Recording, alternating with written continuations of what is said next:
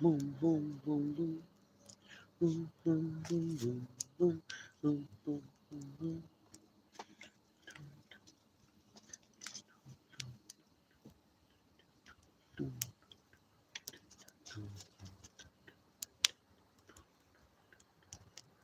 Marvin, he was a friend of mine, and he could sing a song. His heart in every line. Marvin, ooh, sing a joy, dream, feel the power. Hello, welcome, Pangloss. What the fuck? I haven't seen you in forever, dog. What's up, Pangloss? $1.99. I hope you had a good time out there. Thank you, Pangloss. I did. Yeah, it was a really that was really fun debate. It was kind of hard to feel like, man, I feel like it's harder to jockey a debate. Not that I've done a whole lot of them, but I've done a whole lot of arguments, right? And I've had some moderated arguments and some unmoderated arguments, But I feel like jockeying four different people at once has to be a nightmare for James. So props to him for putting up with that. But you know, it was my first appearance on a highly moderated thing like that. I hope that James found me an acceptable guest. You know, I hope I didn't give the guy too much trouble, and I hope I didn't give any of the people I was debating too much trouble.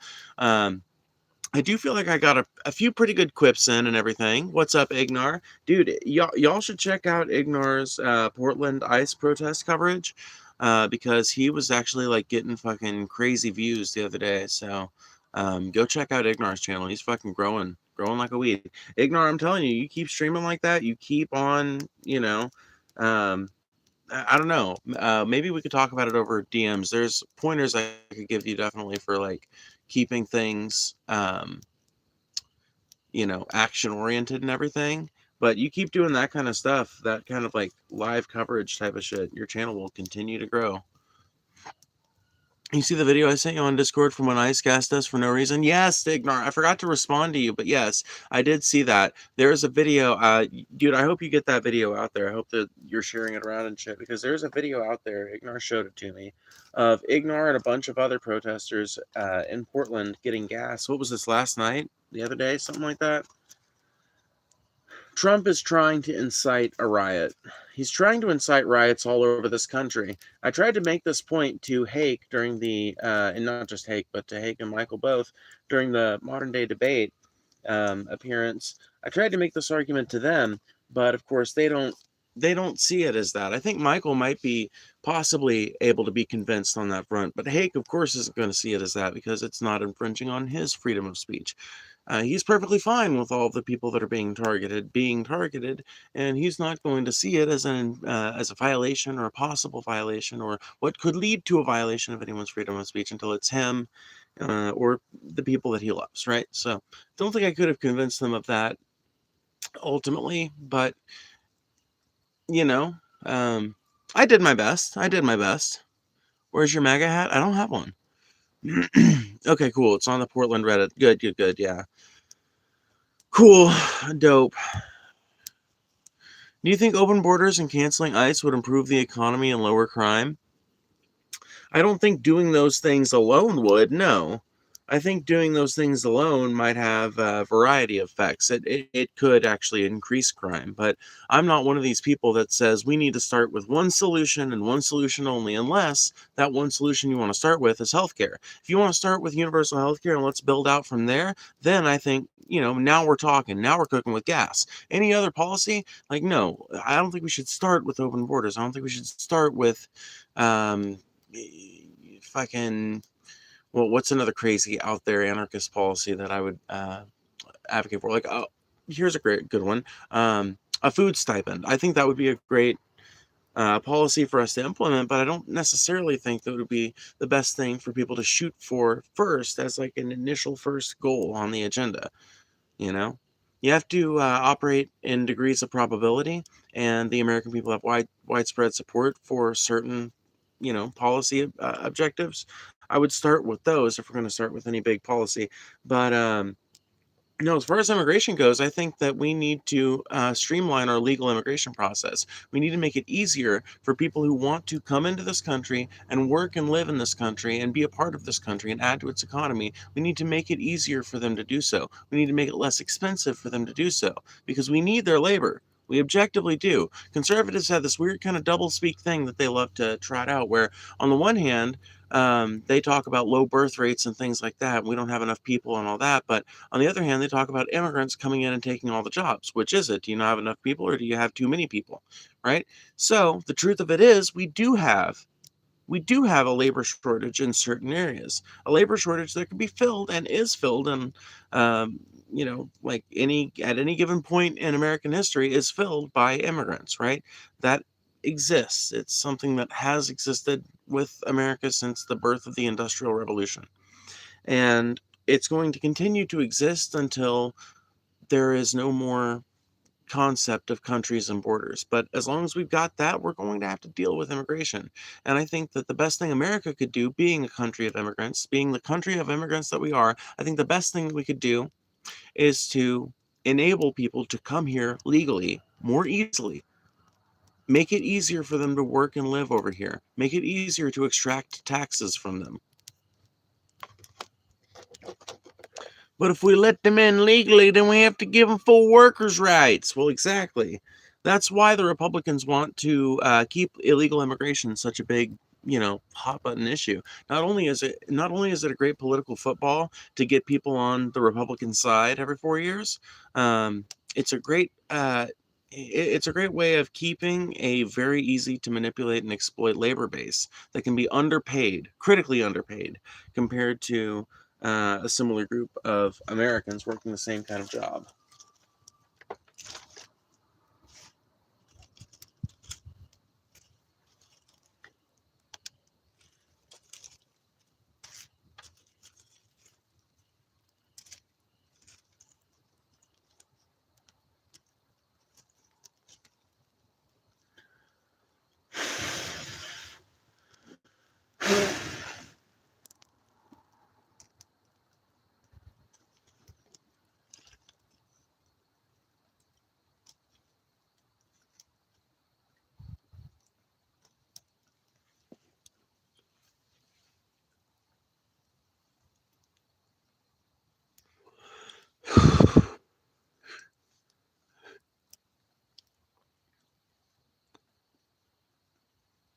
Honestly, Be Gone, I don't know if you're serious. Like, okay, yeah, you know what, Be Gone? I've actually talked about something like that. That's not a bad idea. Here's the thing: when a person comes over from a country that is not up to the same public health standards as America or whatever, you do have to have somewhere for those immigrants to live while they're quarantining at the very least, right? Quarantining for long enough to make sure that any of the big major infectious doodads that could come from that place don't get brought over here, right? And that's just good common sense. That's something any leftist would agree with. So make that an inexpensive, like, in my opinion, it shouldn't be something that's charged for. There should be no fee for getting into America. Not least of all because it would encourage tourism, but it would also assist immigrants, especially poor immigrants who need to come over to America and start working some kind of job and paying taxes and being able to apply for apartments and shit because they're coming from some kind of country where they're not even able to find that much, right? So streamline the process, create essentially, like, there are places, right? There used to be places, at least in America, that were dedicated to this very purpose. People think of places like Ellis Island, and it's a great example. People would, if they, came from a ship that was suspected to carry some kind of infectious disease, that ship would quarantine. Otherwise, people would come through Ellis Island. Sometimes they would have to stay a few days before going into the next stage of their journey. This is a concept we are well familiar with as Americans, and it's something we could totally bring back to our immigration system. You know, um, Near major ports of entry, just set up these, like, kind of like quarantine villages, basically, that familiarize people with the first steps of the immigration process, that start giving people access to English lessons and stuff like that, that provides them a humane and safe and cartel-free environment to live in and study in and interact with America from, you know, this would be a critical first step in putting us into a position where we could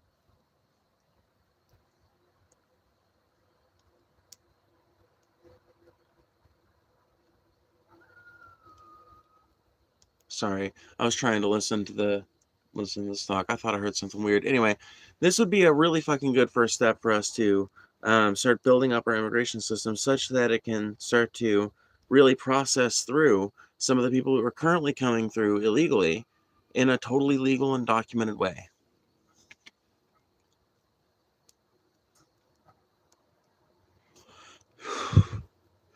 The streams are lit exclusively with burning American flags. That's true. I don't often talk about it because it's kind of divisive, but yeah, it's literally built. And like the fire that I'm burning to light the stream is literally nothing but burning American flags.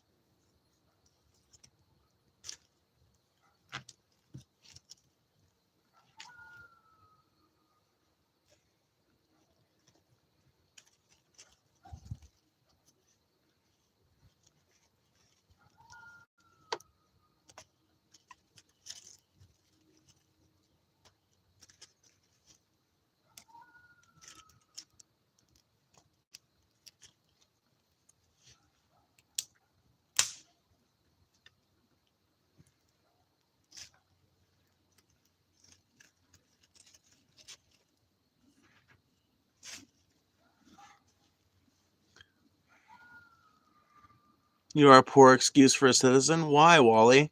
What makes me any different from any other American?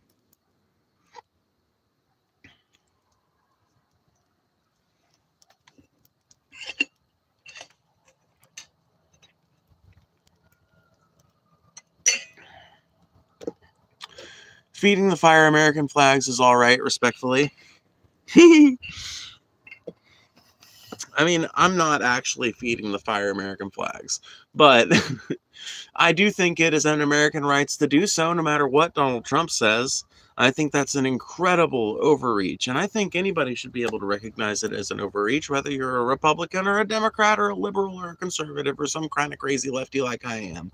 You know, I don't think you have to be an anarchist to look at that and be like, huh, seems like Donald Trump's really trying hard to tell the American people what they can and cannot say. And I don't know about you, but as an American, I'm not a big fan of being told what I can, of being told what I can and cannot say.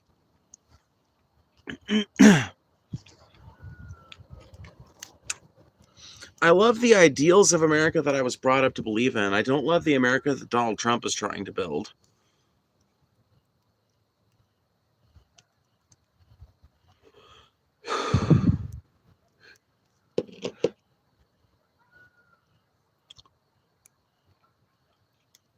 And see, Tyrant Hunter, that sounds like an auditor channel. Are you an auditor channel? Eh? Eh? NC Tyrant Hunter, that sounds like an auditor channel. That sounds like a First Amendment auditor if I've ever heard of one. Yep. Hell yeah, brother. Hell yeah. I've actually spoken on John Phylax's channel a couple of times. He's a really cool dude. I am super cool with the First Amendment auditor community. I love you guys. Some of y'all are kind of crazy, but you know what we all agree on?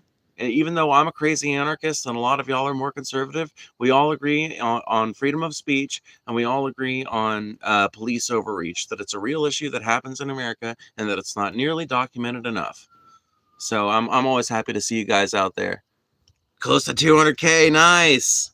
That's fucking dope. I just hit 7,000 like last week. I'm about a third of the way to 8,000. So I'm pretty excited sitting here at, in Tinyville. What'd that be? Oh, dude, Riley, you'll love it. Auditors are people who basically stand around public places with a camera, just kind of recording the goings on and waiting for a cop to fuck with them because cops think they have the right to fuck with anybody that's standing around that they don't want to see standing around in that particular spot. So it's really funny to watch them because, like, First Amendment auditors will literally go through the process of looking like down to the gnat's ass of what they can legally do in that specific spot, and then they'll do it, and then the cops will try to fuck with them, but the cops can't legally fuck with them, so sometimes they end up winning lawsuits, sometimes they at the very least end up winning injunctions against the police department and shit. It's awesome. I love it.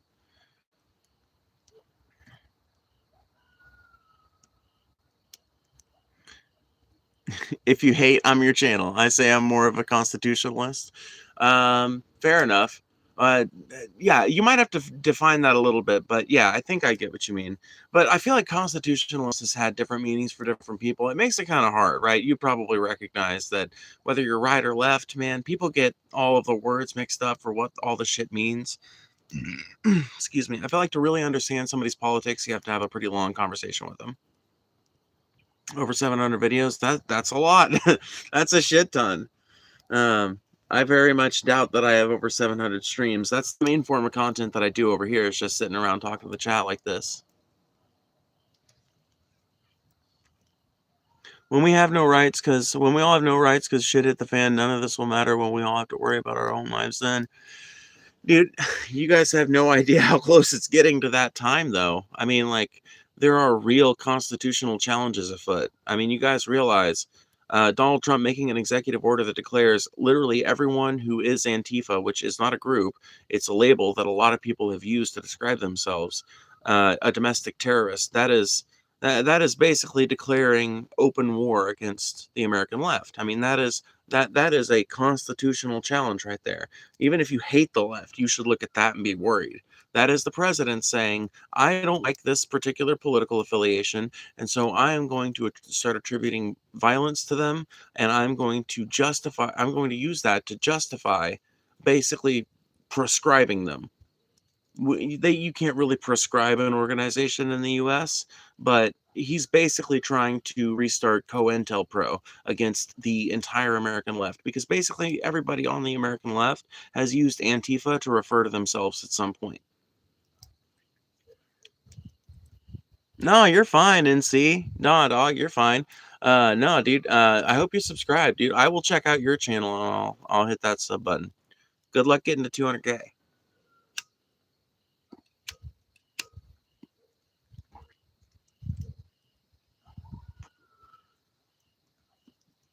That was fun. You know, I'm pro MAGA, dude, and even I'm unsettled, man. Just got to make a relationship with Jesus. It'll be all right. You know what, Cam? I'll tell you this much. I know things are messed up bad when even conservatives start telling me, yeah, man, I don't know what's going on. It's worrying me too. Just pray and hope it all works out. Oh, shit. Stuff's bad, man. You start hearing conservatives talk like that, oh boy, grab your britches and be ready. And that's conservative code for shit's hitting the fan, and we really don't know what to do about it any more than y'all do. I grew up in Mississippi, boy. I know what that means.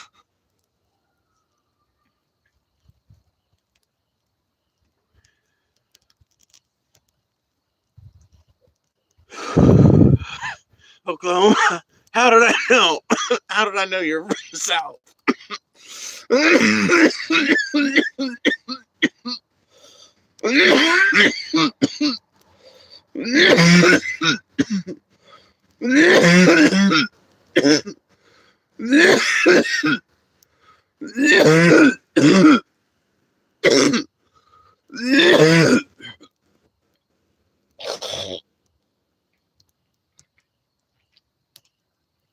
Oh boy.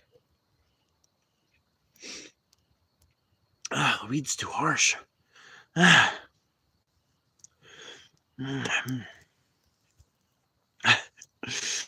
shit.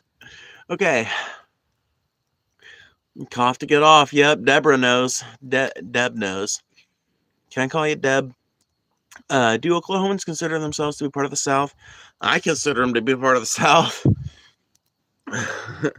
Whether they consider themselves or not, now that's another matter. Okay, so what do you guys consider yourselves? Because I've always looked at you guys as like an extension of Texas and Arkansas. And that's having passed through Oklahoma several times. I will say Oklahoma gives me Midwest vibes, but the Midwest is like the diet South.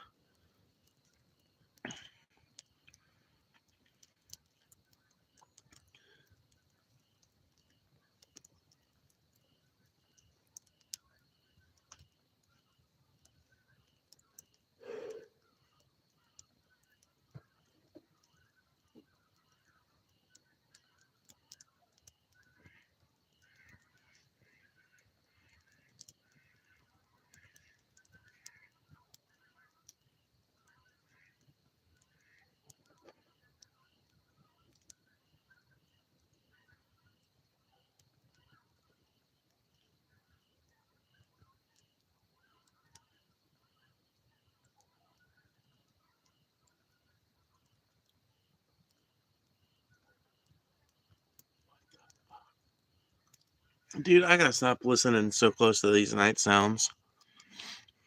Make sure you guys hit that like button, by the way. I haven't pimped it very much this stream, but it really does help. Every single time you hit that like button is another chance to send the stream out to even more people, which increases the quality of your viewing pleasure by increasing the number of people who can engage in the chat. So please do that now if you haven't done so already. My audio is too shit to hear what you're hearing. Yeah, I really want to get me a decent audio setup to use with my phone. Probably a boring topic, but yeah, I do want to get that at some point.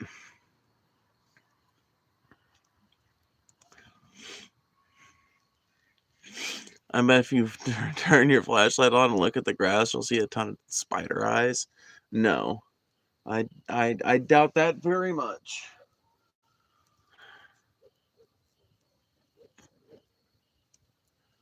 I doubt that very much.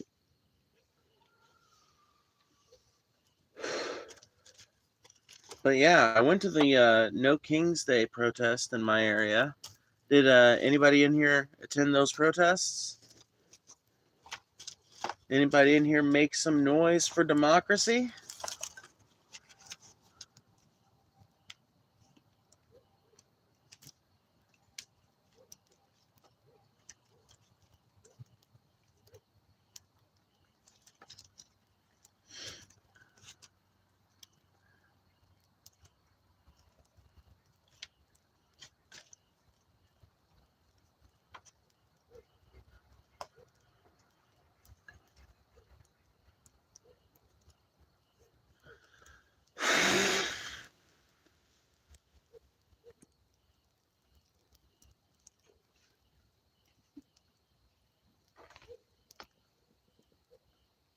One of my county was pretty lame. The cops cleared it out pretty quickly too.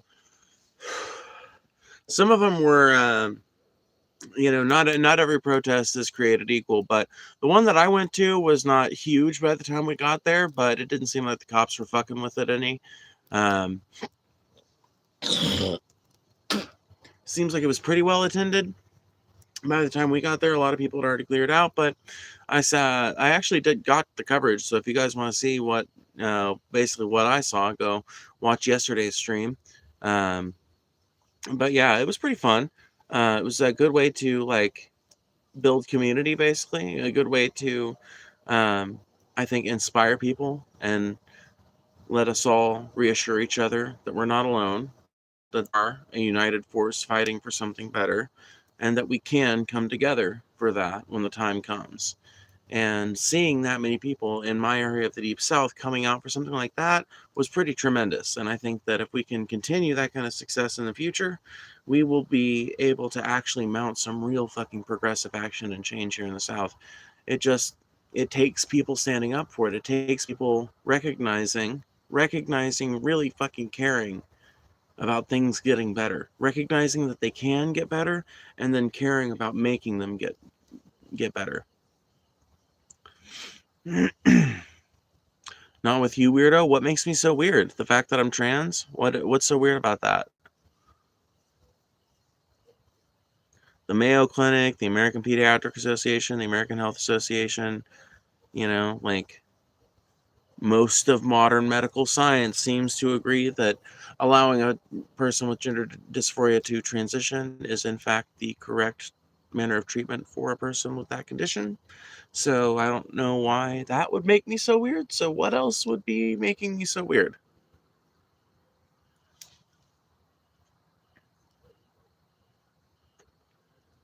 The Democratic Party is done. Y'all ruined yourselves. I ain't the DNC, bitch. I ain't the fucking DNC. So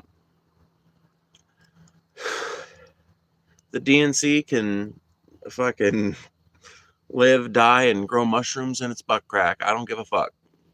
I'm not married to the DNC. If the DNC happens to allow some kind of crazy fucking socialist candidate to get to the top of its ticket and run nationally, maybe I'd vote for them. But the DNC doesn't do that. The DNC will not allow a candidate with actual progressive values to get to any fucking form of nationwide prominence. The closest they ever got, the closest they'll get is they might let you be like a house rep or something. If you want to be in some kind of position where you can be easily controlled, they'll even let you be up to a senator. But I don't even think the modern government will really allow that. I think Bernie Sanders is a fluke. I think Bernie Sanders, the only reason he continues to be elected to the Senate, the only reason the DNC continues to allow him to exist, basically, is because he's such a fucking fixture there.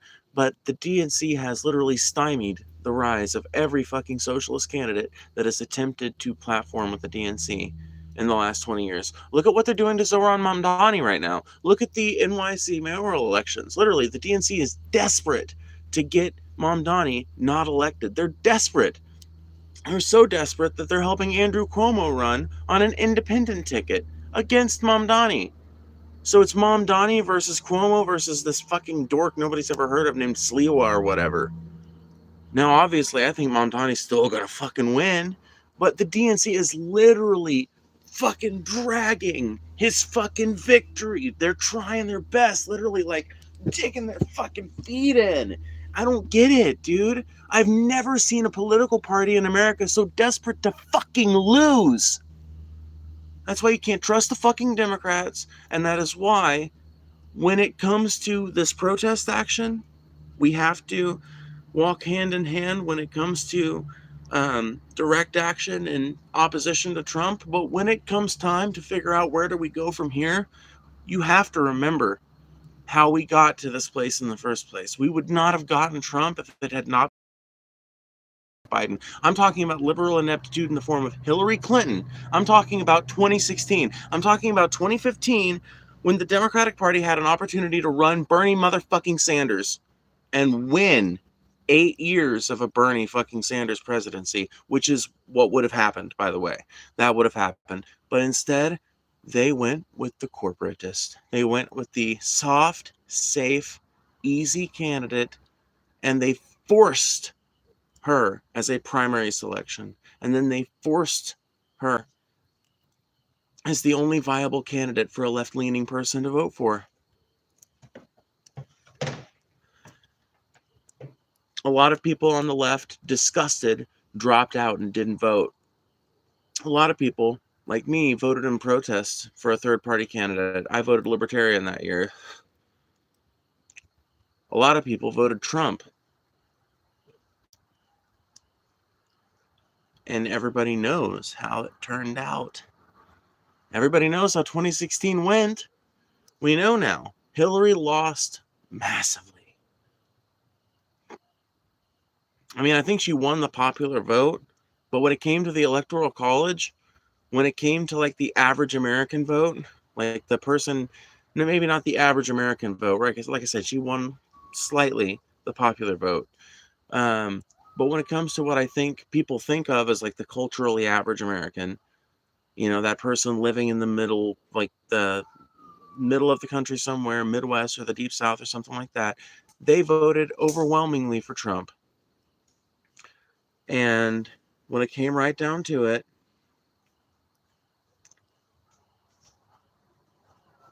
Hillary being a complete sellout for the last 20 years of her career before that election led to her being completely unable to make a good showing against Trump, which led to Trump winning. I also want to point out that Hillary Clinton literally donated to Donald Trump's campaign. It's a fact we don't talk about a lot for some reason. Not even Republicans bring it up. But Hillary Clinton literally donated to Donald Trump's campaign because she believed he would be the easiest candidate to beat. Isn't that wild?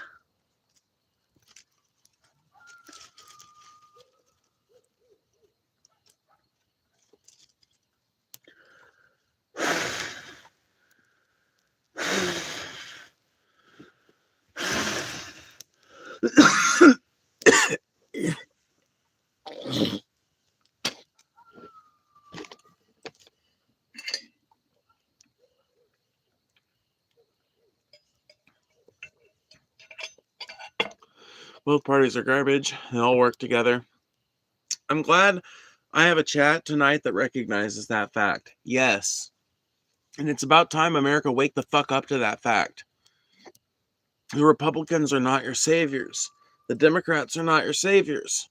They are not the people who are going to draw up the policy to fucking benefit American workers, because they're the people who benefit from American workers getting fucked over.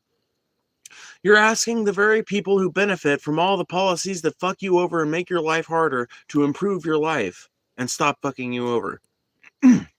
Why would they? They have a vested interest in your continued exploitation. We need to support movements, people, and ideas that free us from exploitation, not surrender us further to it.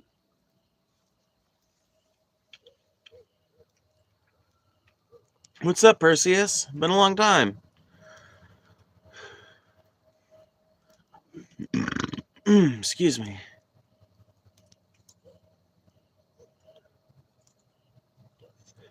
It's rich versus poor. Oh yeah, it's always been rich versus poor. It's exemplified by an old saying that used to be very common on the left: "No war but the class war."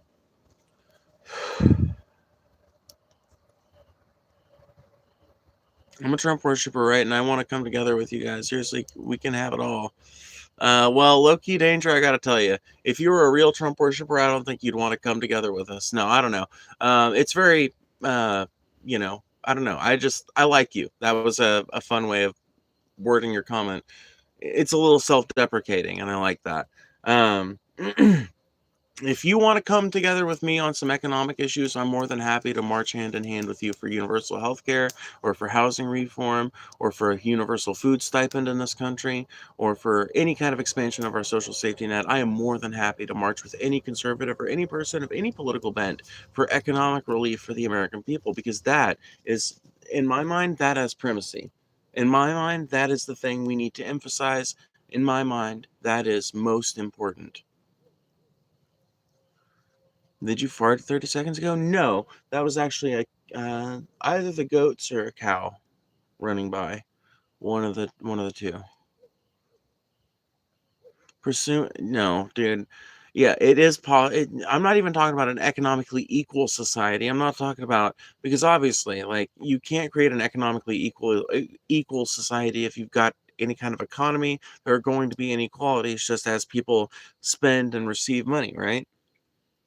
Um, but what people like me are looking for is an economy. If we're going to have an economy, does it need to have the massive disparities it has today? Do we need to have people who at the very top have literally as much wealth as the entirety of everyone below them combined? You realize there are like 10 people on the planet that, if you combine all their wealth, they own more wealth than every other person on the planet. It's fucking insane to think about. It's fucking insane to think about. That amount of wealth disparity is not sustainable, and it's not something that we should be lionizing or ennobling in any way. By the way, if you want to make sure your comment or question gets read or answered, consider sending a super chat. I do appreciate and read every single one, as long as it doesn't violate TOS.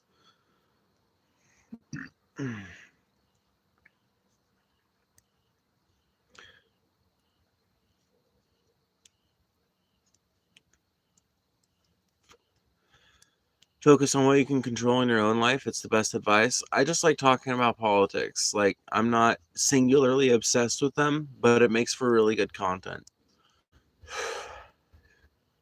I would rather be poor in Massachusetts than rich in Mississippi. Well, yeah, 100%. I don't know if you agree with me generally or disagree with me generally, Joshua, but yes, you're right to point that out. You are better off being poor in Massachusetts in most ways than you are being rich in Mississippi. Well, no, that's not rich, okay? Honestly, if you're rich in Mississippi, you can have like, okay, here's the thing. If you are what you would consider rich in Mass, right? That's an insane amount of wealth. If you bring that to Mississippi, you can basically live like the god king of an entire county. You can have like a multiple thousands of acre plantation, you know, complete with the old guest houses and shit like that. You can basically buy a historical piece and live in it, fully restored and modernized, but built to look like as antique as possible. You can have that, you know, like you can have a palace down here for the kind of money that would make you just baseline rich in a place like Massachusetts. I happen to know because I spent 6 months living in Mass, and yeah, I was living as a poor person in Mass, and it was fucking awesome. It was better than a middle class person has access to down here, which I think would be a more apt comparison. It's better to be poor in Massachusetts than it is to be middle class in Mississippi. Because even if you're middle class in Mississippi, you still have to drive everywhere. The roads suck. The people you have to deal with are under a lot of economic pressure and a lot of social pressure and shit. There's a lot of bigotry and backwardsness that you have to deal with in certain parts and with certain, company. So, there are definitely things that, like, there are definitely force multipliers to the shittiness here.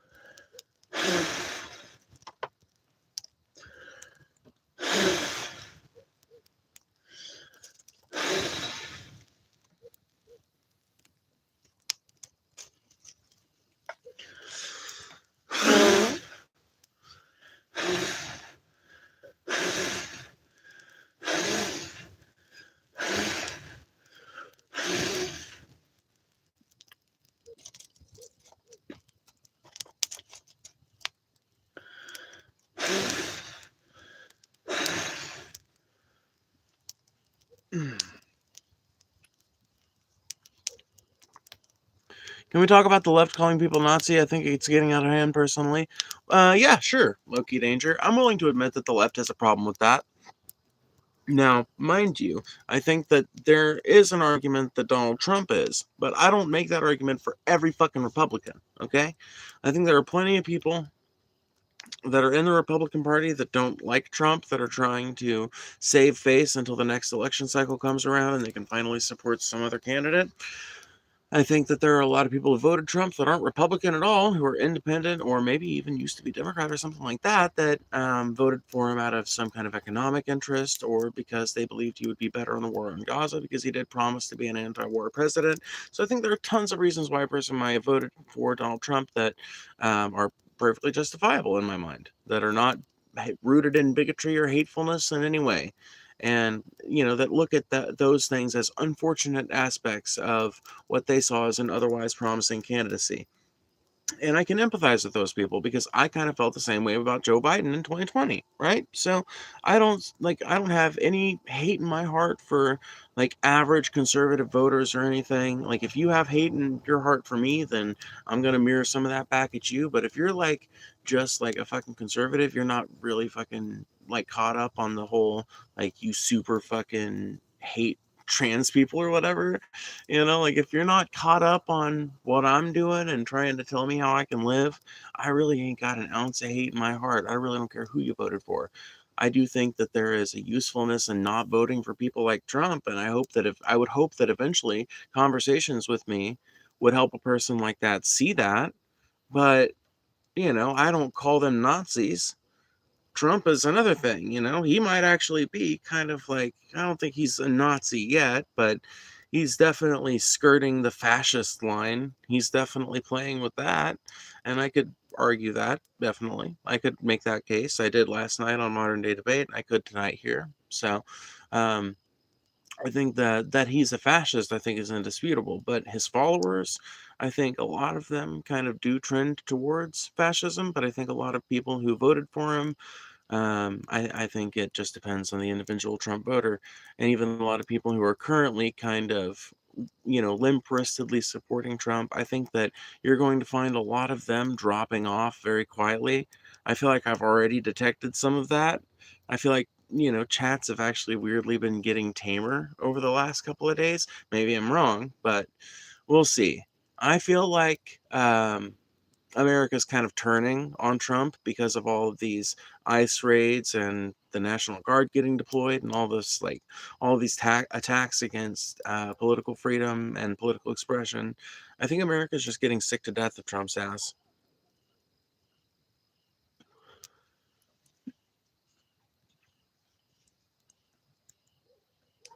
He's just trying to make shit normal again. Normal in what way, Quoke?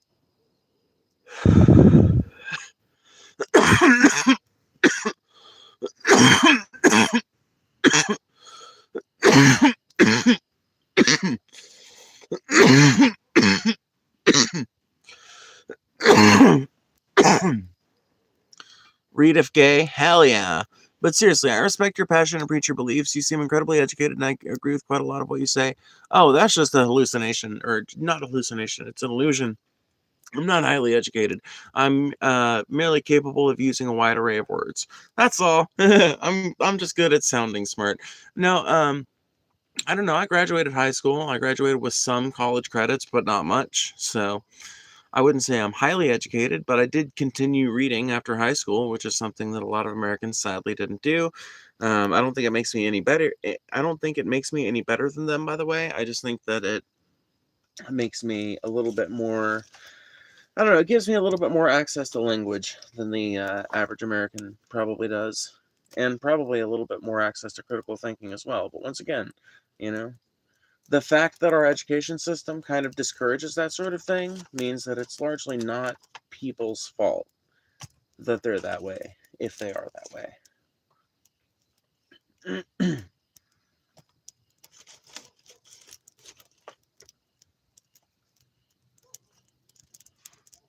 But thank you for the $5. I appreciate that. I didn't particularly mean foundationally, i.e., college, just that you read and do thorough research. Yeah, well, definitely. Yeah. I just don't like to, you know, I just didn't want to read that comment and then make it seem like I've got some kind of like formal education that I don't. I just wanted to clarify my level of formal education. But yeah, as far as like doing like thorough research and shit like that, that is one of the things that I paid really close attention to when I was in high school is how to do thorough research, how to back up a claim, how to cross-reference things and make sense of an abstract and shit like that. We are having a normal one here in America. Yeah, exactly. We are having a very normal one. Trump was the first whistleblower we knew of on Epstein and Clinton's, remember? Um, that doesn't mean, dude, that literally does not mean that Trump is not involved in the Epstein files. In fact, that actually makes it more suspicious. Do you realize how many people that have been involved in crimes have tried to involve themselves in the investigation as a way to like keep track of how things are going?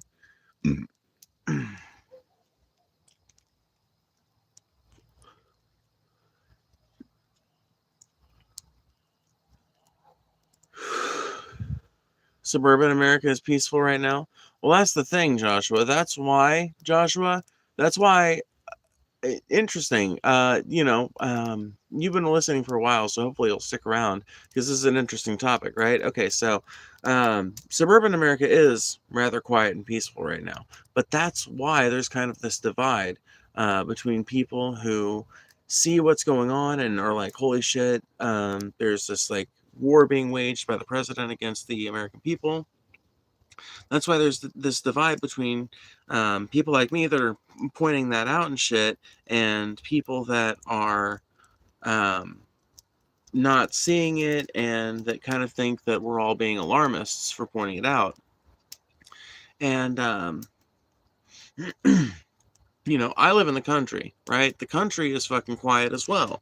Ain't nobody fucking protesting out here, but there are bigger towns not that far from where I live, not that far out of the fucking way. And there are protests going on in those bigger towns.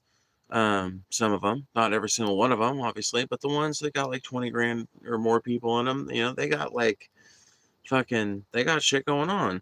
And,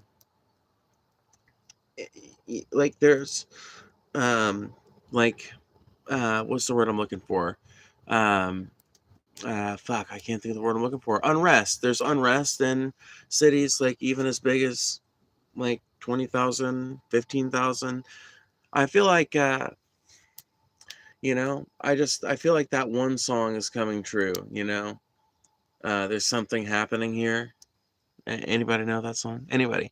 Let me read the super chat real quick. 4.99 from Hal. Thank you so much. I appreciate it. Hey, I was that dude by the bike rack yesterday. Loved your music. Small world. Randomly seeing your YouTube stream.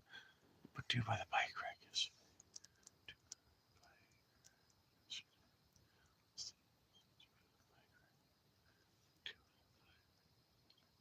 Dude, I don't remember you right off the top of my head. But that's because I've got a very bad fucking mental image of downtown. So I captured that whole thing on my stream on this channel. So I will watch that.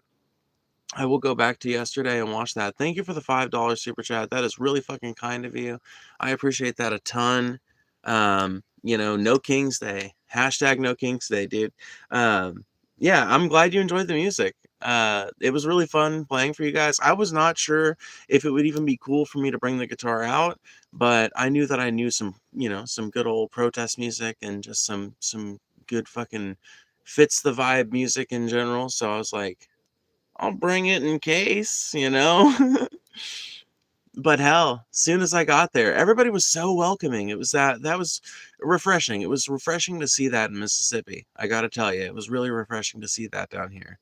If you listen to the people in this chat, they would have you believe that the Deep South is just this place that's full of nothing but hicks and rednecks that all believe in MAGA and conservatism. But the truth of it is, there are a lot of lefties, progressives, liberals, Democrats, etc. down here. I'm an anarchist myself. Like, I don't know.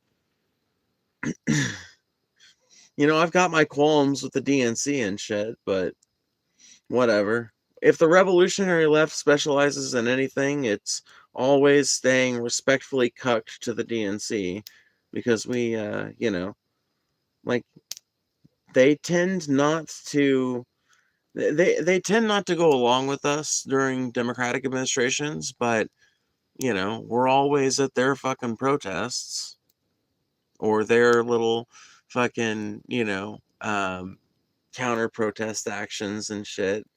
Dude, the revolutionary left is always willing to support the DNC. The DNC is never willing to support the revolutionary left. But that being said, I am still proud to participate in whatever way I can in fighting against Trump and fighting against the rise of authoritarian fascism in America. If that means walking with the DNC, I am more than happy to do that. Doesn't mean I'm going to vote for the national level candidate in 2028, but I'm more than happy to see them actually like doing activity down here in the Deep South, because I've been saying for fucking years now that is a fucking critical missing strategy. Like if they just start doing that shit, that they will manage to get that, like that they could win. They could.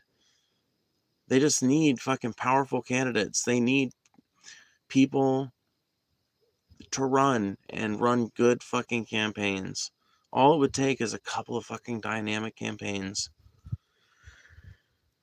Sorry, that was a whole rant that I wanted to get out like this whole stream, and you just gave me the perfect opportunity. So thank you for the $5. I appreciate that a ton.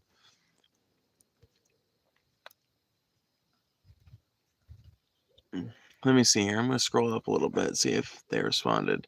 Kind of creepy, honestly. Like the algorithm knew I'd seen this person before. Dude, how? I don't know if you're still in here, but it is fucking weird. I will tell you what. YouTube's algorithm definitely does have some kind of weird, like, yeah, dude, I don't know. I feel like Destiny when he was looking into A Gonchalakian. Dude, I don't know how to put it, but I feel like YouTube's fucking back end algorithms and shit, it does do some weird creepy shit, like geolocating type of shit. Like, oh, you were in the same restaurant as this other person, so, and we compared your algorithms, and it turns out, you know, dude, you know why I bet it does it? Because it generates moments like these. Oh my god. Oh my god, Hal. I don't know if you're still in here, but dude, I just puzzled it out. The reason why YouTube does that is because it generates moments like what just happened, where you donated $5, all because you saw me, a person you knew, which YouTube knew you were going to be more likely to support or be able to have some kind of cool reaction with, and that would generate some kind of pop. Oh my god. YouTube's gaming its own system. YouTube is excellent at gaming its own system, though. That's what YouTube excels at more than anything. And I guess it's not gaming its own system. It's just like, YouTube's figuring out ways to, like, more efficiently turn, just regular scrolling on YouTube into live video participants and shit. Which I guess, is good. And as a content creator myself, I guess I shouldn't complain about it.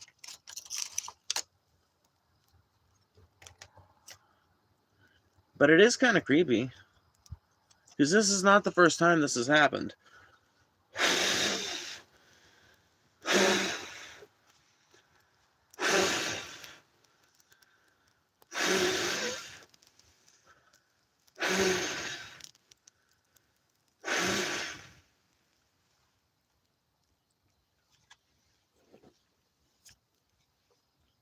In an anarcho-communist region, how would I be forced to redistribute my wealth? So here's the thing, Joshua Piker. My thing when it comes to like my anarcho-syndicalist dreams is we cannot just flip a switch and make it happen, because otherwise, yeah, eventually, like somebody would be found to have been hoarding something, right?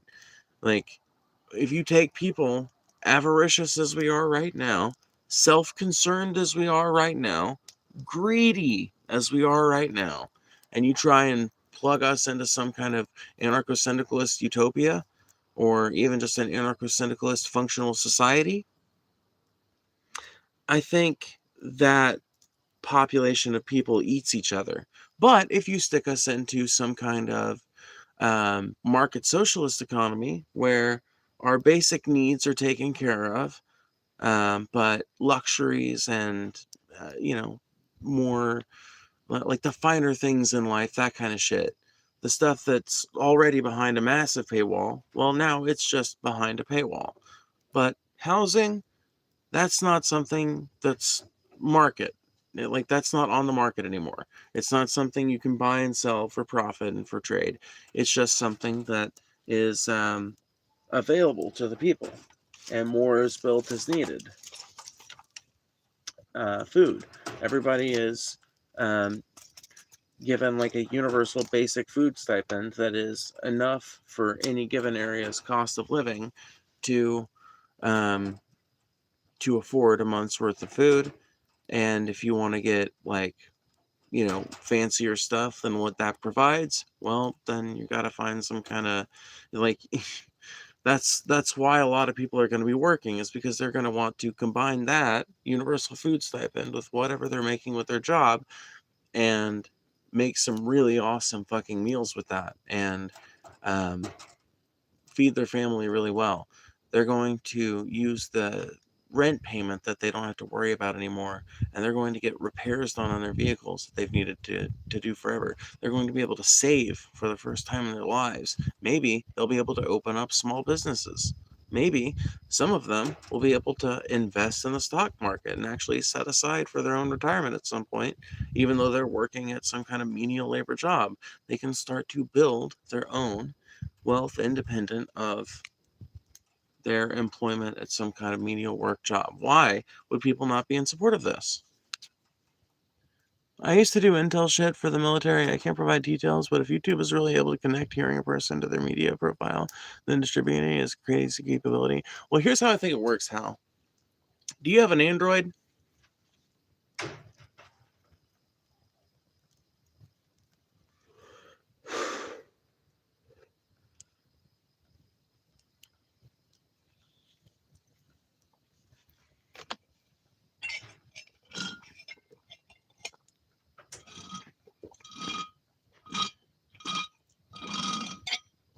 Well, hey, Joshua, I want to say this. You know what? I do want to say I respect that you support a worker's right to go on strike, if nothing else.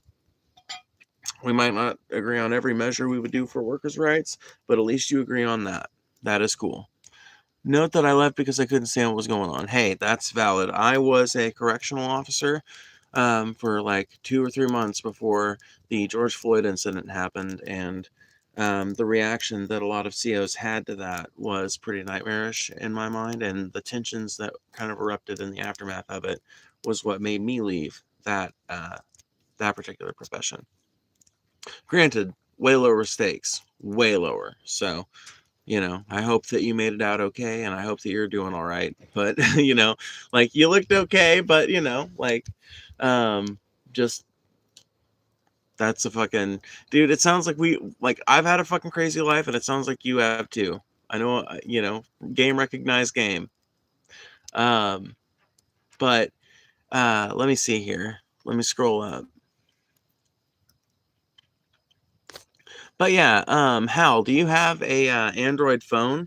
Because like I can explain my theory, but um, part of it kind of hinges on this.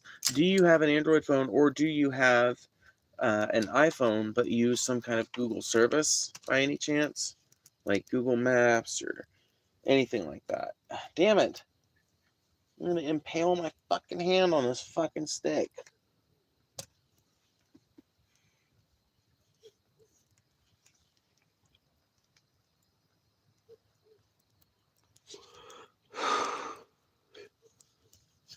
You're delusional. Well, you can't even spell, so you'll forgive me if I'm not particularly compelled by the argument. If workers become problematic, there's always a solution for that. Dude, we found the goon with a tire iron, found the scab. Which side are you on, boys? Which side are you on? They say in Harlan County there are no neutrals there. You'll either be a Union man or thug poor J.H. Blair. Tell me, which side are you on, boys? Which side are you on?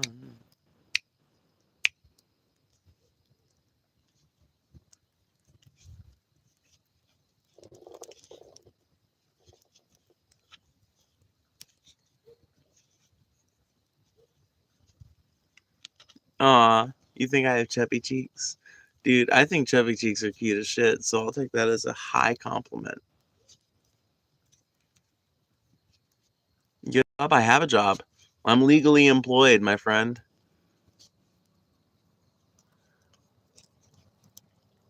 Right now, I make $14 an hour. We've been streaming for 59 minutes and 30 seconds. So if anybody wants to increase my hourly rate, they can super chat right now.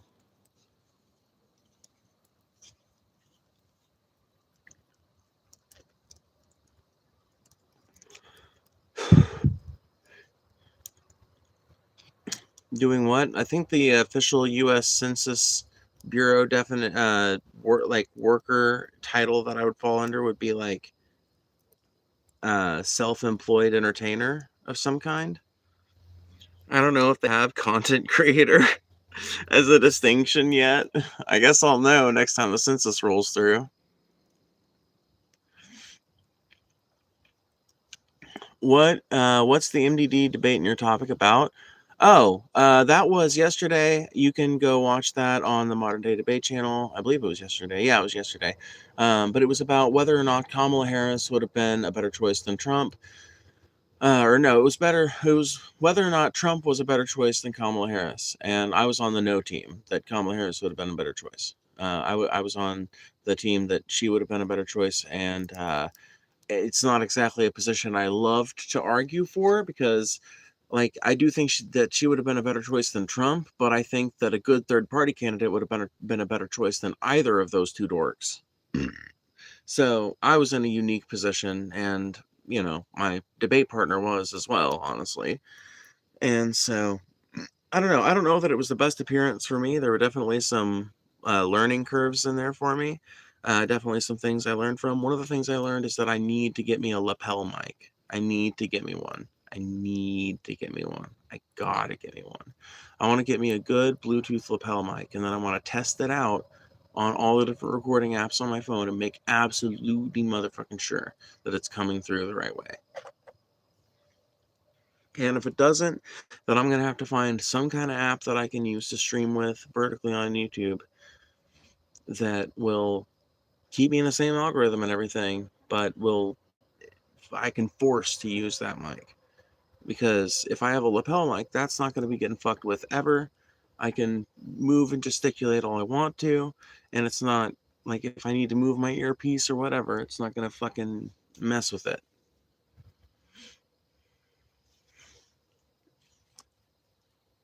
Here's your raise your requested. Aw, thank you, Riley. I appreciate you. Thanks, balls. So let's see here. Uh, let's see here. I guess if they wanted to connect regional users by proximity to one another, that's possible. But never once have I got recommended someone I know's channel.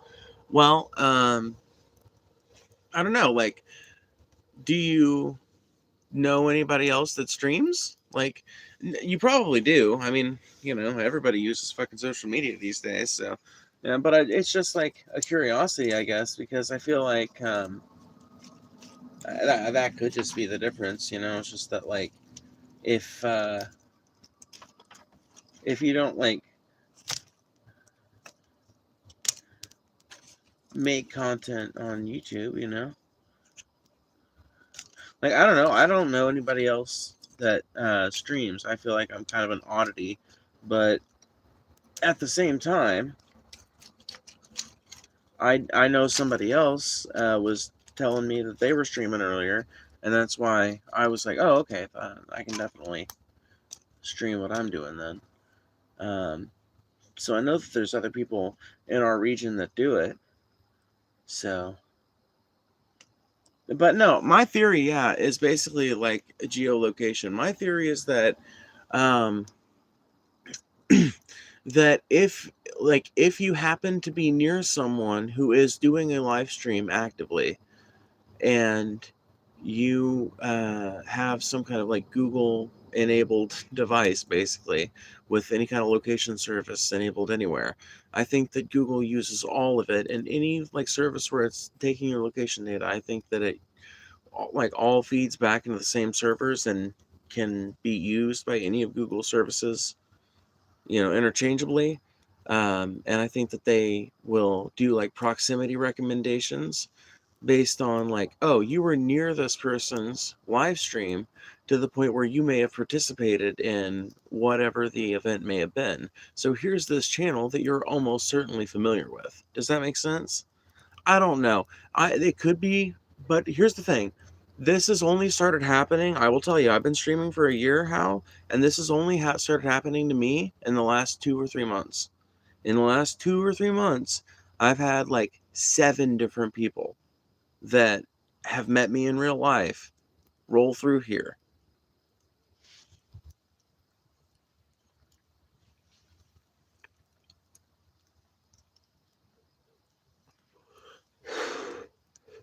So I think it's some YouTube back-end recommendation shit. I think there's fuckery afoot. I could be wrong, but I think there's fuckery afoot. More than once, I've hung out with people who have never met before, and we won't exchange numbers or anything, and they'll get suggested to me on social media. Exactly, Riley. That's another thing that has happened to me before in the past, too. I know for a fact that Google does passively listen and recommend ads based on something. If I sat here and started talking about wanting to buy a car, right? And I really just like sat here and hammered on it for 10 minutes, dude, every fucking ad that I looked at on, like, I would have to go to some websites or something to see them because I have YouTube Premium and shit. I go to great lengths not to see ads on my phone.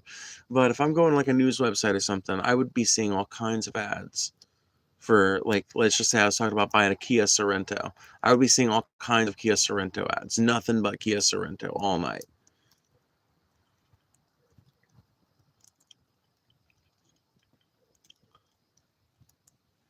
Let's see here. Joshua Piker. You're harder to kidnap if you're armed and never open carry. Oh my God, Joshua, you know what? I love you. I have made that argument before. Open carrying is dumb as shit. Dude, open carrying is just like literally broadcasting to everybody, hey, I'm a dumbass with a fucking gun larger than my penis, and I'm inviting everyone to come take a look at this big old gun and possibly take it out of my holster if you can snatch it out before my big fat ass reacts quickly enough. You know? Like, I just feel like it's a bad idea. I feel like unless you're a cop or somebody, that you probably shouldn't do that. And this, like, all the people who want to open carry hate the argument of using some kind of like safety holster where you have to exert some kind of like effort and force that's hard and unfamiliar, or maybe not even hard, but it's just unfamiliar. Somebody that's not used the holster before is not going to be able to do it in time for them to be able to get your gun out before you react to it, right? You tell them to use something like that, and they're like, well, what if I have to use it in a moment of danger? And it's like you're telling me you don't have you don't have literally a second to fucking undo the buckle real quick and pull it out? Come on now. That's absurd. If you ain't got that much time, you ain't got time to use your gun. If you ain't got that much time, you're better off fucking surrendering or trying to join the bad guys, honestly. Be like, I'll help you rob the store. Hold on. No, hold on. No, I don't want to get shot. But, I'm not really trying to lose my gun either.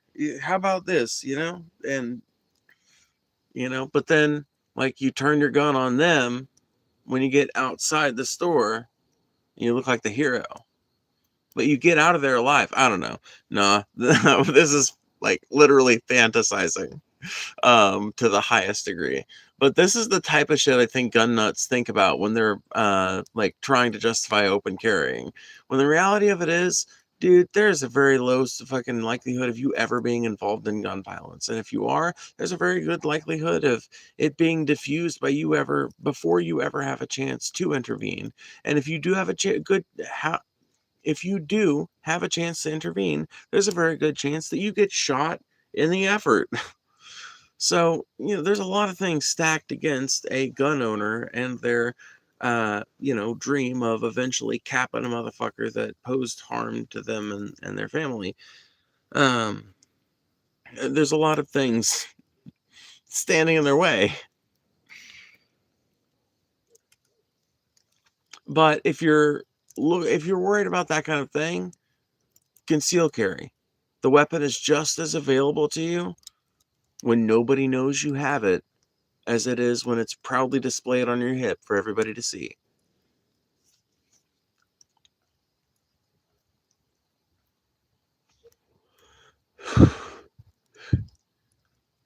That's a decent explanation. It still weirds me out, though, that I'm listed into a group of people I've met once.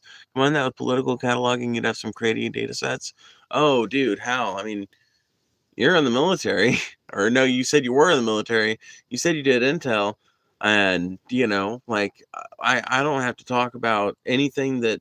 You don't have to talk about anything. I know you can't share any details. But there is shit that has been leaked by certain sources and shit long ago. They've already been that's already been adjudicated and shit, that tells me, well, I guess actually we haven't prosecuted Edward Snowden yet, have we? Um, anyway, like, here's the thing. Just think about the data sets we already have on the average American citizen. Think about all the data sets we have on the average American citizen. And then think about what corporate America has, because it has even fucking more access to our lives. Sickening when you think about it. Absolutely sickening. Turn your stomach to shreds thinking about it.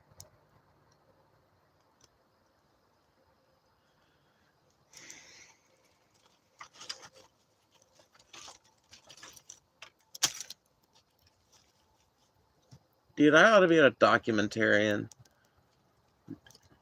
This is why you guys got to support the channel, because the more support you give to the channel, the more likely I am to eventually turn this into some kind of channel that does actual fucking journalism and not just socio-political commentary from afar. Get me enough money to hire Ignar before he blows up and becomes unreachable, gets hired by Washington Post or something. I left for those reasons. Yeah, no, I understand. That's what you were saying earlier. Yeah, for sure. I mean, it's just like, I was saying that just as much, for you as for the rest of the audience, because like people don't really think about this shit, but when you really do,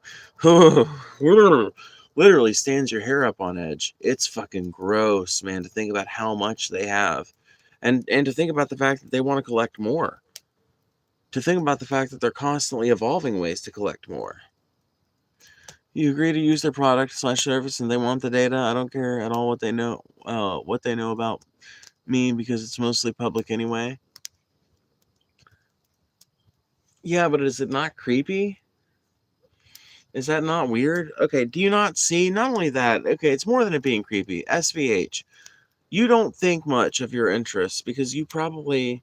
Let me ask you this much, SVH. Do you have any political interests at all? Have you ever voted in your life?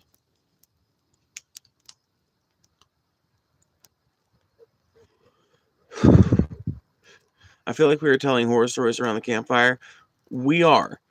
Except the horror stories we're telling are of modern day America instead of ghosts, and instead of being cute fantasy that we can all forget about when we hit the hay.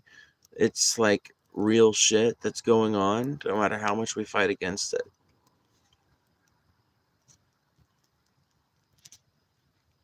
Isn't that great?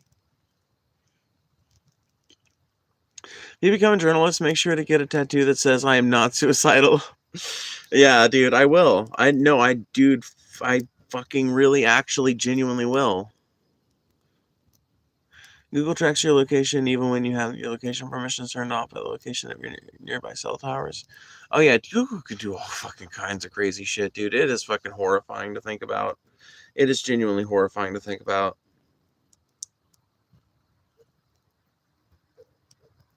Hi, Phoebe. I like your sweater. Thank you. I like the sweater too.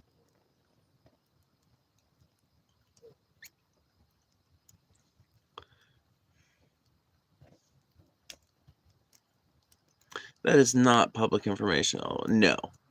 No. My biggest dream is to put my phone and all this smart technology in the shredder, honestly. I think we would all like to do that on some level, but there's a lot of reasons why none of us do, and I think that chief among them is convenience. It has become incredibly inconvenient to live your life without any of these smart devices, and Silicon Valley is doing its utmost best to get every fucking company on earth to integrate this smart technology into everything. There are smart refrigerators now. There are refrigerators you can play Minecraft on now. Why? I don't fucking know, but they exist. They're out there.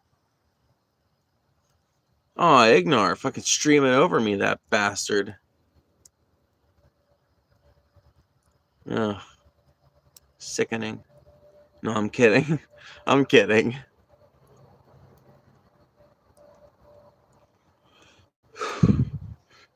Y'all, I want y'all to go do something real quick. If y'all love me, I want y'all to go do something real quick. Go leave the stream and search Ignar Husky. Ignar Husky, like the dog. Ignar Husky, and go to his live stream and say Phoebe Raid. Okay? Go to Ignar Husky's channel and just type Phoebe Raid. I want to see it. Agorism? Agorism? No, you'll have to explain it to me.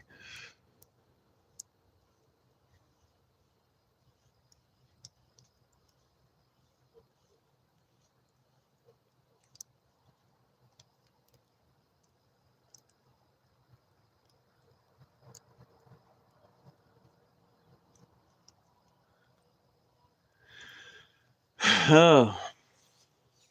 But yeah, no.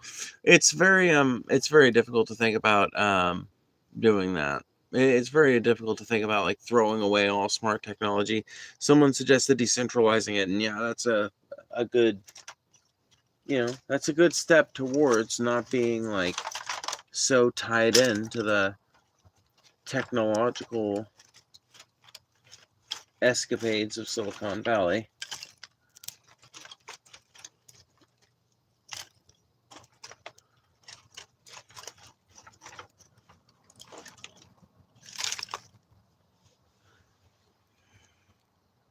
Hey, how's it going? It's going good. What's up? What's up? What's up? Why do you pretend to be someone else? What do you mean? It's counter economics, like using the black or gray market as a free market when the government regulates the actual market. I feel like that's just a natural consequence of of governments trying to legislate what people can and cannot buy in certain respects. Now, I think there are obviously some things like human bodies that you have to prevent people from being able to buy and sell. I don't think someone should be allowed to sell themselves into slavery, nor do I think a person should be allowed to buy slaves. But short of that, I think people should be allowed to buy drugs if they want to. I think somebody should be allowed to buy guns if they want to. Mm-hmm. Yes, QB, yes. Go raid Ignar Husky. Yes. Ignar Husky. Say Phoebe raid.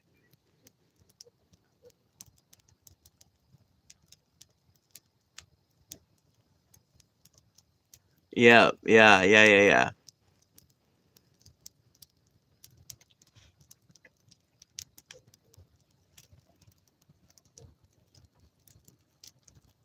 What's your nerdy ass gonna do though, for real? What do you mean? We're not sitting here talking revolution, bro. We're fucking...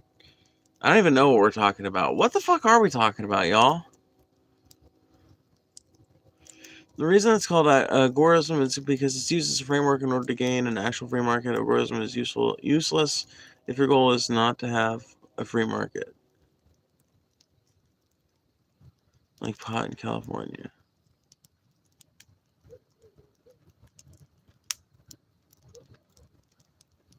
Yeah, no, I don't think I understand this concept as well as I thought.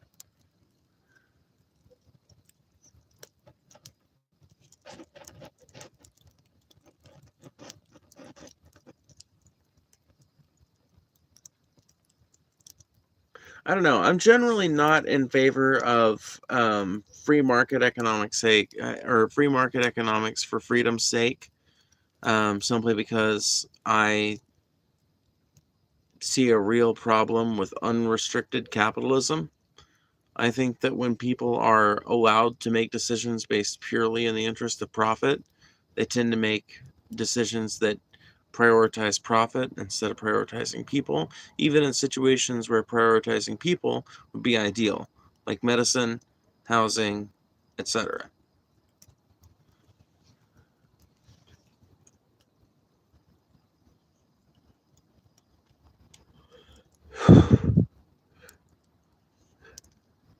Define profit.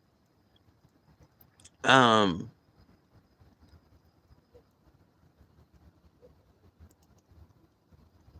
I don't know if I can give a good like definite like like the fucking Oxford Dictionary definition of it, but I can try my best. So profit is excess revenue after um, all production costs have been taken out of the equation, labor costs, shipping costs, overhead. It's basically revenue minus overhead, from my understanding.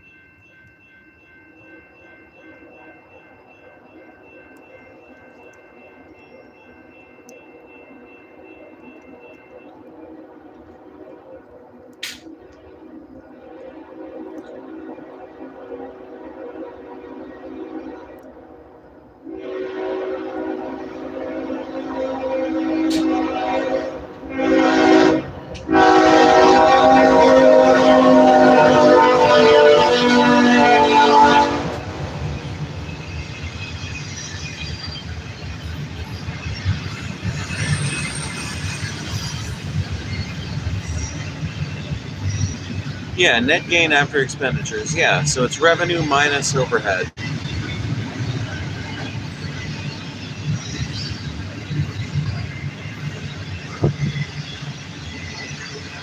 What up, Beans? Must head to bed. Just want to say you're doing great. Fuck the butterbrain haters. Butterbrained, I love that. How is that bad? You're making a moral judgment into a calculation? No, SPH. I didn't say there's anything wrong with the profit motive.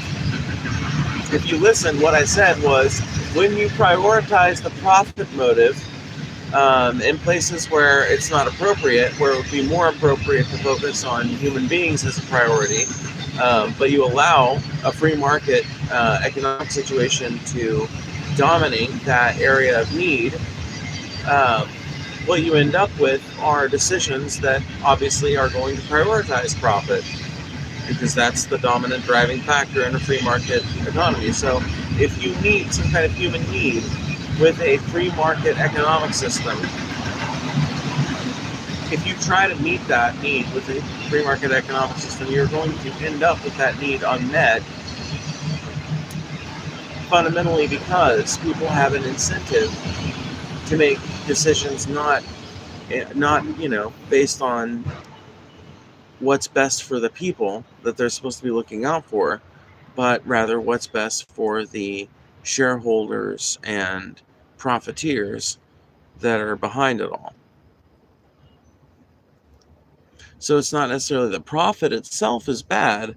It's that, well, I mean, whether or not profit is bad, I think is a separate discussion, SVH. Let me put it that way. That one's kind of some more deeper philosophical type of shit. But I'm willing to say I'm okay with people having profits, but I really don't think that we should allow profit to be a driver, a motivator of our behavior when it comes to meeting human need. And I'm talking about actual human needs. Every human being needs four walls and a roof, heating in the winter, and some kind of cooling in the summer. At the very least, they need to have some fans and some windows and a house that's going to allow them to trap some of the coolness from the night into the daytime and cycle out some of that heat at night, right? Or in the evening, I should say. People need clean water. People need food. They don't have to have gourmet meals, but they need food. Baseline. People need clean air as a baseline. Am I missing anything? There are other areas of human need that there are other areas that I think also qualify as human need that I think it's harder to make a direct argument for. Um, but one I'm forgetting is healthcare. Human beings need healthcare. A functional society needs its citizens to be able to get well when they get sick.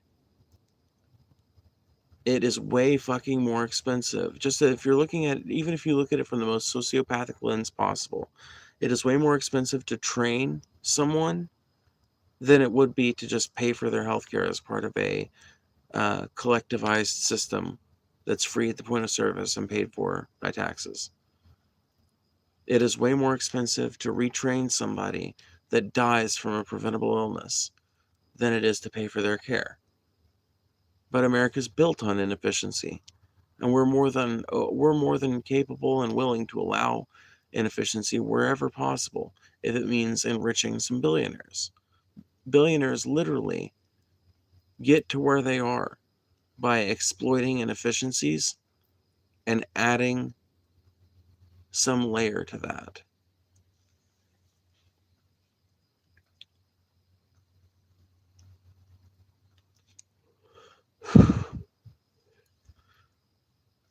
It's not just an accounting equation, but it's what people are gaining from whatever action they do.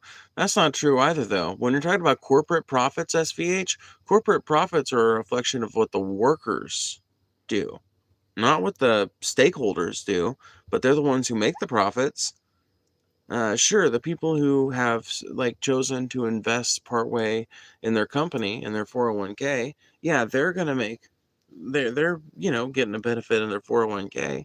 They're seeing some benefit from that too, but most people in like the the vast majority of people working here in America work in fucking service jobs and retail and shit like that. They're not making a whole lot of money. A lot of them do not have 401ks, and so a lot of them are not invested in the stock market. So when their companies make a bunch of profits, that doesn't affect them at all. The stock market boost that they get from that doesn't hit their fucking pocketbook in any way.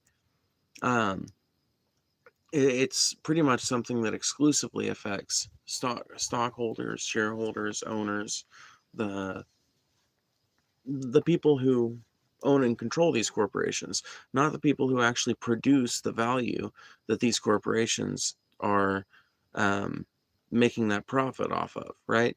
It's not the CEO of Taco Bell is not making the fucking burritos and tacos. He's not even really that deeply involved in the making of the new items and shit. There's like whole R&D teams and shit for that. And they're way more responsible for the taste of Taco Bell than any of the corporate entities are, and they're work here. They're fucking workers. They might be better paid workers than the restaurant people, but they're workers. And it's the restaurant people who are responsible for delivering that taste for customers. It's the restaurant people who are responsible for delivering the brand atmosphere that Taco Bell is so well known for. So, you look at Walmart, same thing. You look at fucking Kmart, same thing. You look at I don't know, Casey's, same thing. Any business that is giant and massive like these big like interstate corporations are, all of them.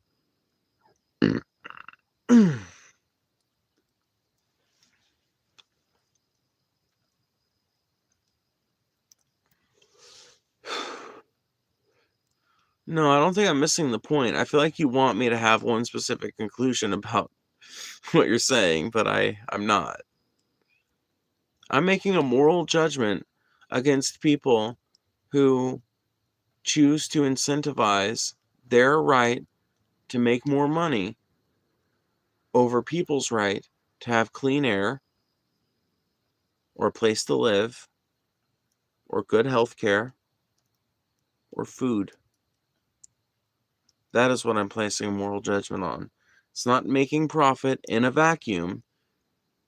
It's profit specifically as applied to human need, because I don't think it motivates good decisions. I don't think it does not motivate humanist behavior. When you prioritize profit over human need, when you're trying to address a human need, then you're not addressing that human need. You're exploiting that human need.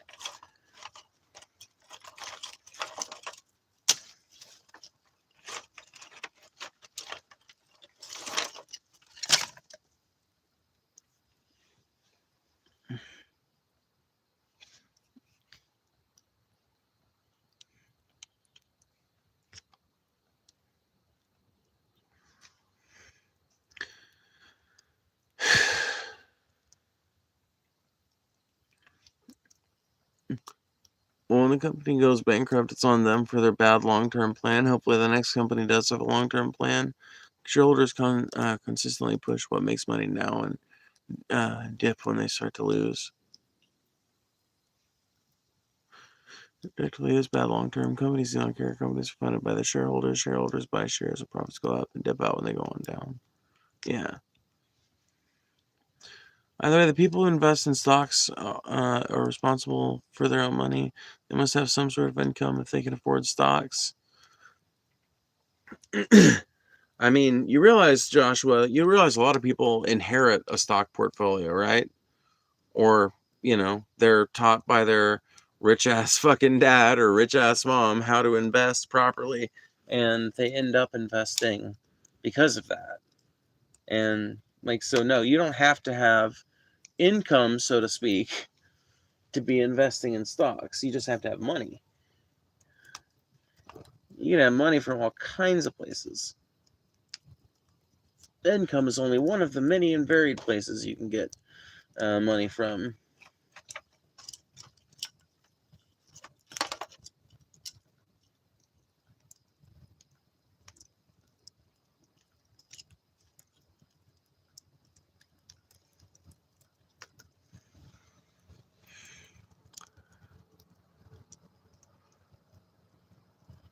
The government should have never bailed out 2008. Actually, I agree with that. Yeah, I agree with that. I'm starting at the basics first before we start going to the topic of cost, regulations, moral judgment, etc. Well, I haven't fucking seen your argument yet. No, what I'm getting at for profit is that it's also action and not just a corporation, bottom line. You do an action or transaction because you think what you're doing slash getting slash doing is better than the cost. What does that have to do with anything, though?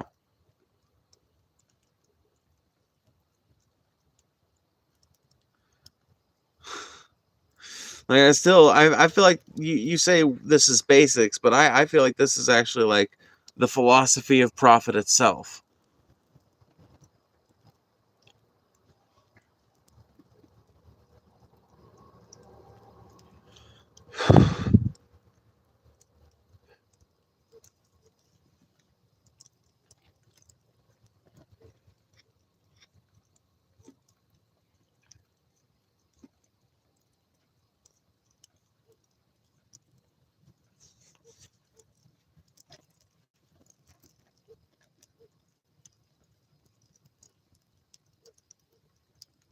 Because this is looking at human action.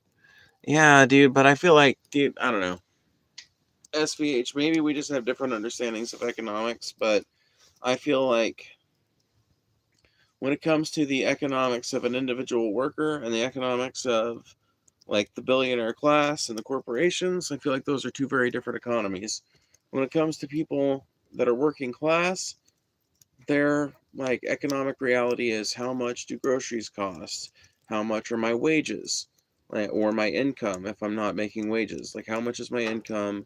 If I have any savings, what are those looking like? If I have a 401k, what's that looking like?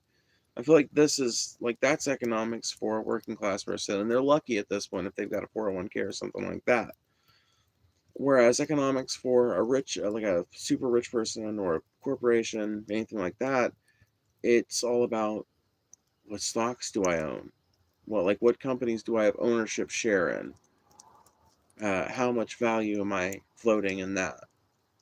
How many different high yield savings accounts is my liquid distributed across? How many beautiful priceless rings, artifacts, art, diamonds, etc. do I own? And what is that all valued at?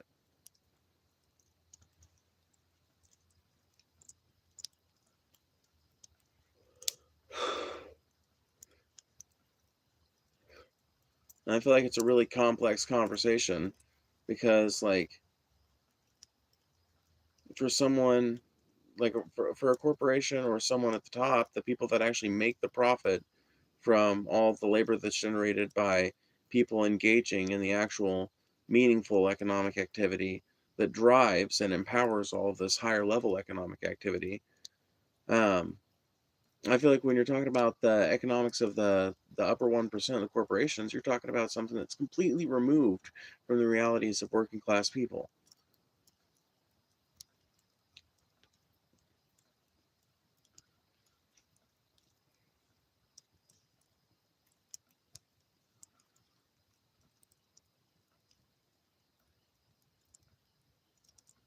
Working class people are not primarily motivated by profit. Working class people are primarily motivated by, well, varying things. Their families, the work that they do sometimes, a personal calling to some kind of duty. There are all kinds of things that motivate individual human beings. But it's usually not profit, because there's no profit to be made being a worker. But most people don't like most people don't bend their entire will to being a business owner because they are so caught up in living life, which I think is admirable. And that's why I think, not well, that's not one the only reason, but that's one of the many reasons why I think that we need to support people and their right to be supporters of the overall mission of society. We need all kinds of kinds. We need people to run the fucking buses and to watch the fucking cash counters and shit, you know? We need people repairing the robots and greasing the wheels.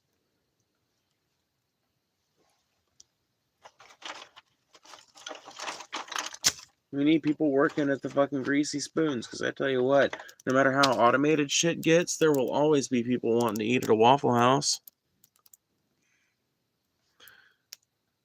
Not at all. They are working somewhere they think they are getting compensation better than some alternative. That's not true, SVH. The vast majority of people take the first job offer that they can get and they start working there. And as long as like they're not actually getting fucked on their paycheck, they usually just end up taking that job. Because, dude, are you under the impression that jobs are like, as a wholly working class person who's had to work nothing but service jobs my whole life, are you under the impression that workplaces like compete in terms of wages?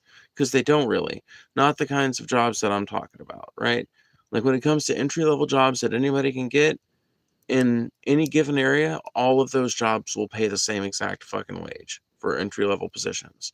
There might be a couple of exceptions if you've got some business that's known for paying more, but the vast majority of them are going to pay within a dollar of the same amount. Um, Now, granted, in a lot of communities that have a job like that, you might be able to find some kind of better paying job, but a lot of those are hard to come by. There's long waiting lists, or they just don't fucking come available very often. Wonder why. Good jobs in an area with not a lot of good jobs don't come available very often.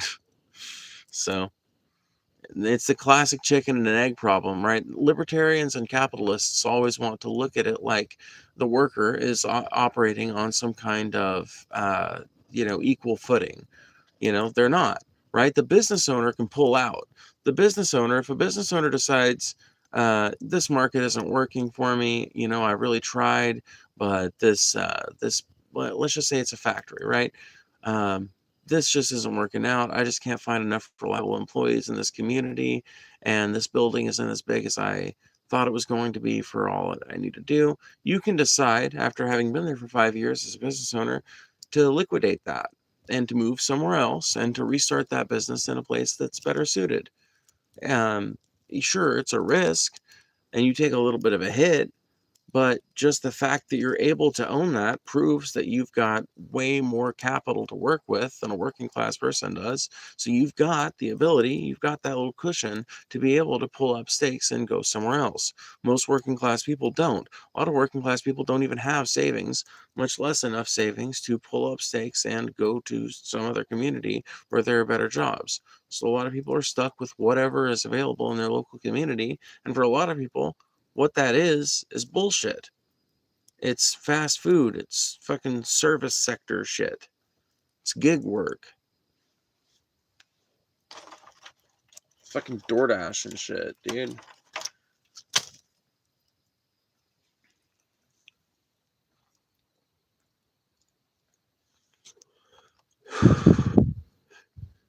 Oh shit.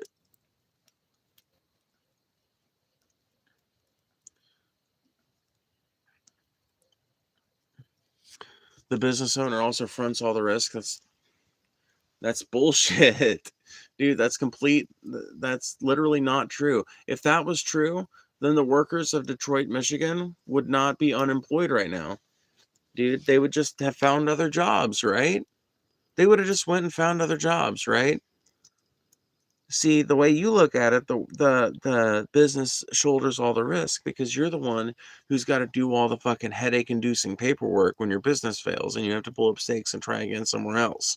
I get that it's headache-inducing, but think about how headache-inducing it must be for the working class person who wakes up one morning to find that they've got a pink slip instead of instead of clocking in that morning, they're getting a pink slip. They're finding out that they and everybody else has been laid off indefinitely, and because the company is liquidating and moving out of state, and so you've got to find another job. But that was the biggest employer in town, and the town was kind of dying before they came through. And now that they're gone, you really don't know where else you can work because your experience isn't really that relevant to any of the businesses that are going to be remaining in town. So you get some kind of job where you're making a couple of bucks more than the average entry level person working as some kind of fast food retail clerk or something like that. And you end up making like $8 an hour less than you were before. You're barely able to make any of your bills anymore. And what choice do you have at that point? Unless you had some savings built up, you really don't have much of a choice but to hope for something better to eventually come through.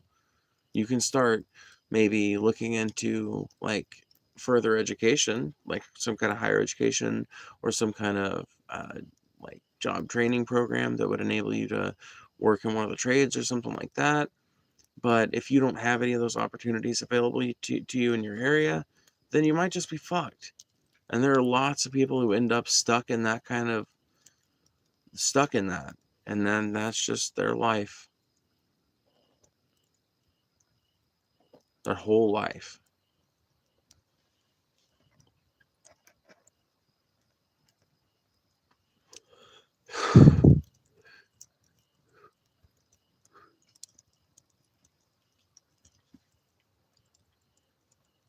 I'm not saying that was your alt, but that statement alone doesn't mean anything.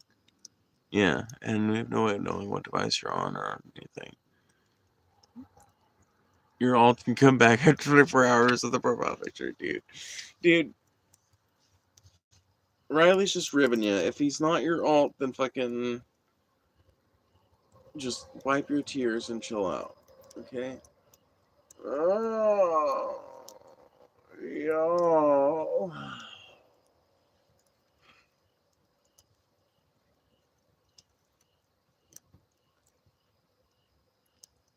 We was kings.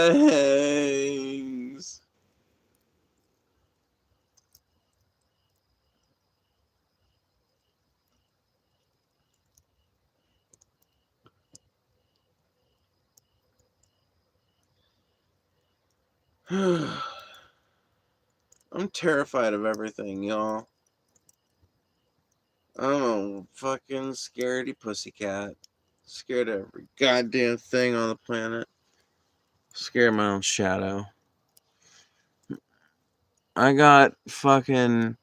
I got. What? I got HPS that we. What is HPS? That we grew up in Section 8 apartments when they started selling solar panels and made it out of the ghetto. Capitalism does provide a chance. Well, Thrax, it's not like solar panels couldn't happen under fucking a socialist system or like a market socialist economy, right? Like it's like I don't know. The idea that you can only have innovation under capitalism is, in my opinion, capitalist propaganda. I think it remains to be proven. Innovation is a product of human creativity and human ingenuity and curiosity, not capitalism. Proof: innovations were happening long before capitalism. In fact, capitalism in its modern form is largely an outgrowth of industrialization. It's largely an outgrowth of human ingenuity and curiosity, not the other way around. Like capitalism as we know it today. Like true fucking right and proper capitalism.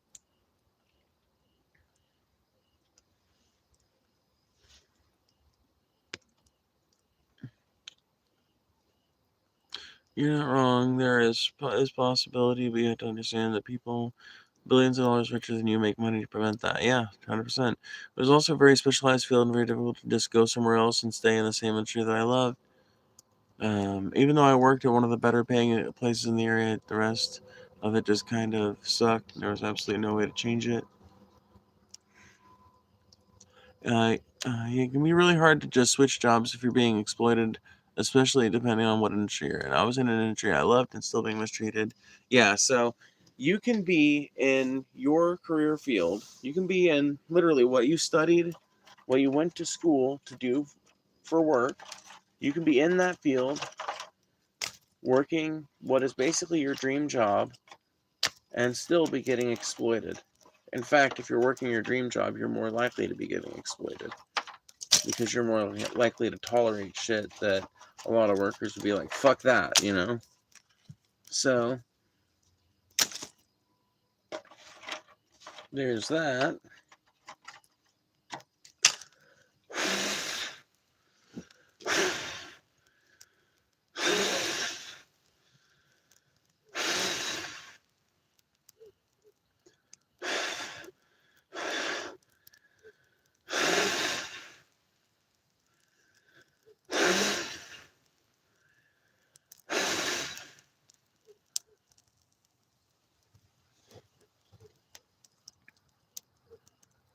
Those are a very specialized field and very difficult to just go somewhere else and stay in the same industry that I love. That field was first response.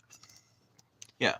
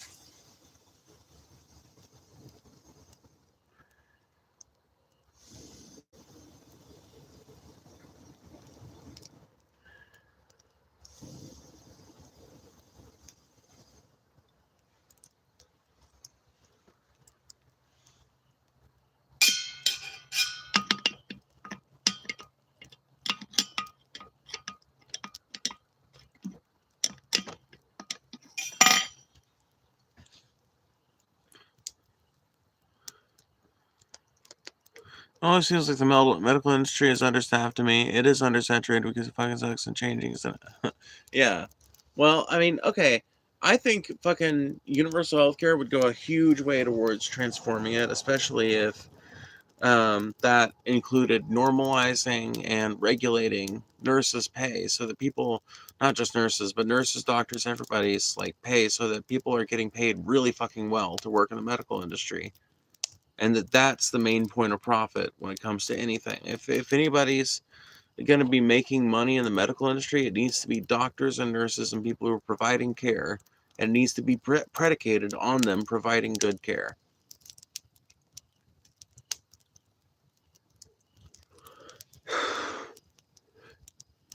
I don't know if the medical industry is like one of the most regulated industries, so that could be a reason. It has to be a fucking heavily regulated industry, Joshua. It has to be. It's people's lives.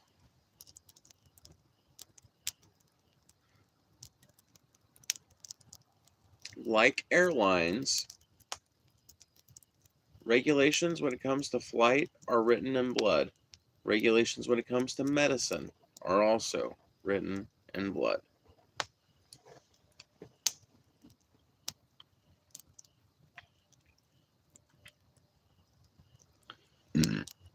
Yeah, I can't imagine how regulation would be the reason why.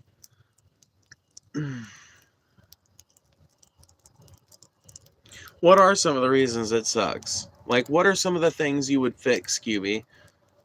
What are some of the things you would do if you were given the power? Like, let's say I blessed you with the power to change what you needed to change about the United States healthcare industry.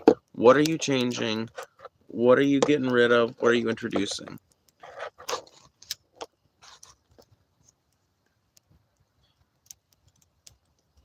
A little better working condition, or a little better regulation or working conditions would have helped tremendously. Okay, that's one. Hold on, this will take many seconds. Oh boy, QB's got a whole fucking policy fucking workup on this one. Cool.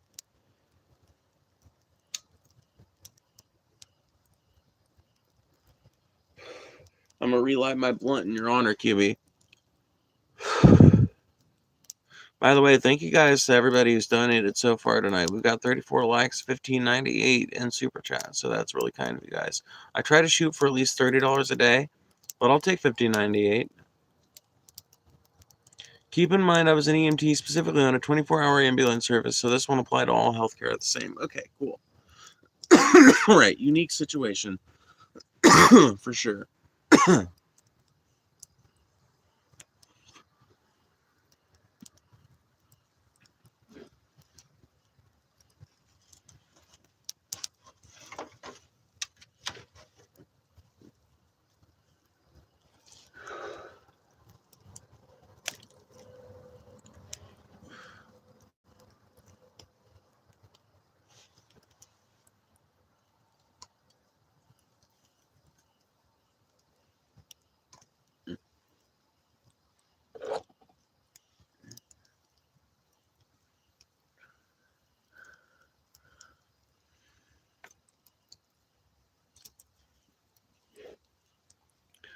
Aw, thank you. That's fucking cool. That's cool of you. Dude, Aria, thank you. Aria, that's really fucking awesome of you, dude. I love that. Support your local trans woman today. Dude, that was so fucking cool. Thank you. Are you going to redistribute the $15? No, I'm an awful, horrible capitalist. I just prescribe socialism for all of you.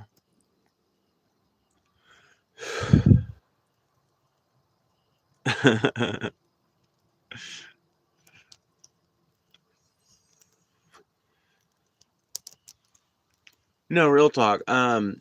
Everything I make, pretty much at this point, gets spent on bills. And I live in a household with 5 other people, so I basically do redistribute my income effectively because it's going to the common upkeep of everyone in my household. I think a lot of people actually live lives I would describe as personally quite communistic.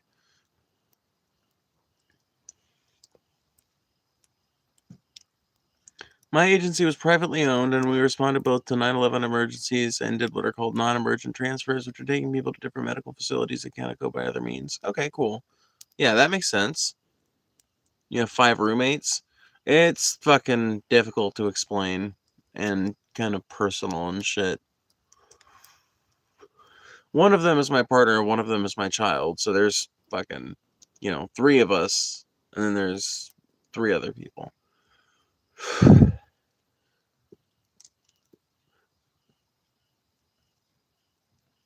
Ah, yes, because when I think of rules for thee and not for me, I definitely think of socialism. Well, I was just kidding. I hope you know that. Um, I am the type of person that once I get to the point where I can donate to socialist causes, oh my God, you guys better believe. I'm not only am I going to be donating to socialist causes, I'm going to be showing it off. I'm going to be showing you guys. Dude, dude, if my channel gets big enough, I will be more than happy to do donation drives for different socialist causes and shit like that. Mutual aid funds, union fucking strike funds and shit like that. Communism is fine in the household, but don't you dare bring it into the government. Well, yeah, dude, people are more than fine with wealth redistribution when it comes to their own personal household and whatever kind of crazy situation they got going on. But, dude,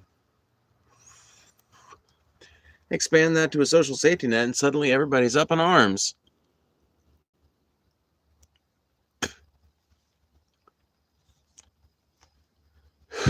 So the part of it that really sucked was the workload. We would be going back and We would be going on back to back to back to back 9/11s, only to immediately be sent on one of these transfers the second there wasn't a 9/11. So you guys were basically just worked like donkeys, like literally like fucking slave donkeys. Yeah, it did. Did you ever go on strike or talked about it to your employer? Did you ever go on strike or talked about it to your employer? Uh, no. No, I've never worked in a unionized workplace. I've never worked in a unionized workplace, and I've never gotten that far at a unionization attempt.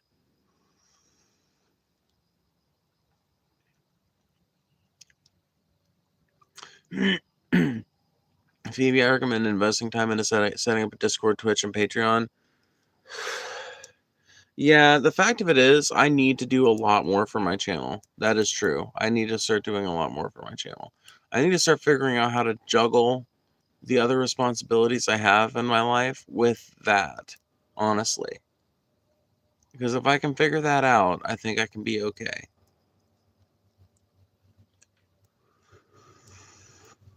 I think the answer is, honestly, I need to baby-proof the fuck out of my bedroom.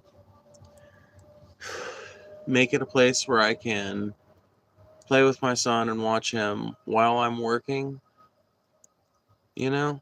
Not streaming, but while I'm like researching and doing like thumbnail work and shit like that.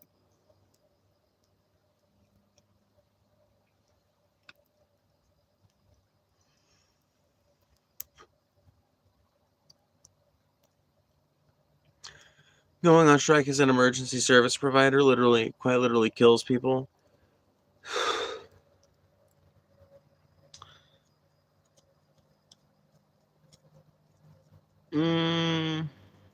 Yeah, but there's got to be something you guys can do. I'm not saying well, I mean, I am saying you guys. Like, here's the thing. Workers' rights matter, and I don't think they matter more than human life necessarily, but I do think that it's important to try and brainstorm ways that people could fight back against the encroach um, upon their time and energy by their employers. Let's see here. This would go on for basically the entire 24 hours. There would be days where we would work nonstop for the entire day. Holy shit. I'm surprised there aren't like hours of service limitations on something like that. Unions can exist in a free market. Yeah, I never said they couldn't. We could not go on strike due to being emergency services, and yes, the company was complained to multiple times. It did not give a shit. Give a shit. It was at a point where we would be forced to drive multiple hours out of town with no sleep at like 3 in the morning on a patient that did not have a life-threatening reason to be transferred. Industrial capitalism shifted wealth from landowners to entrepreneurs. Not really. Landowners still have fucking plenty of wealth. Like they could have waited for the morning to be transferred, but we had to go and take them to 3 a.m. Risk our lives to do so. Dude, that is fucking wild. Yeah, that sounds like something that needs to be legislated away. These companies need to be like forced to fucking maintain hours of service logs, just like every other fucking dude. The trucking companies have to do it. You can't work a trucker to death. You cannot work a trucker all night long and all day long.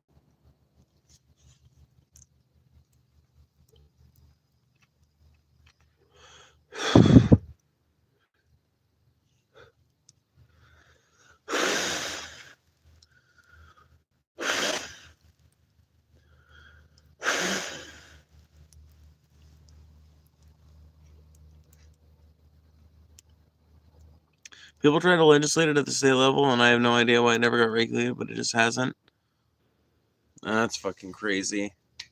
That is fucking wild.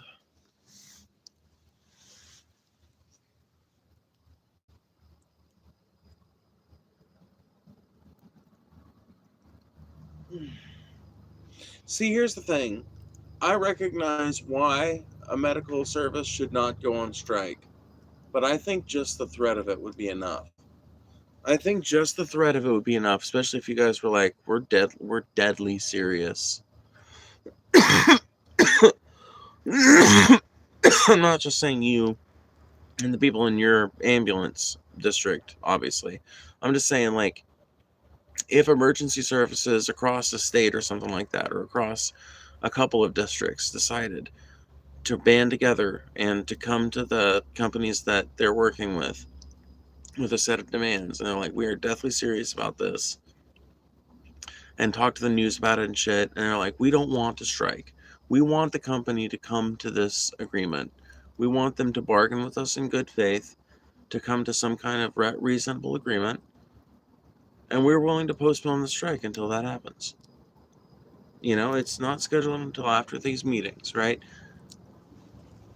And make it fucking completely clear that the intention is not to strike. The intention is to get terms negotiated.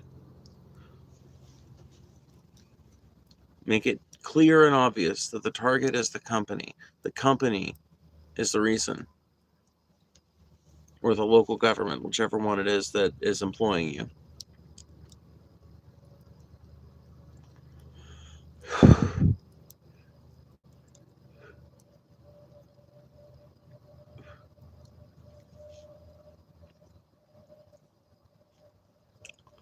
Sent 4,500. I'll believe it when I see it, Diego.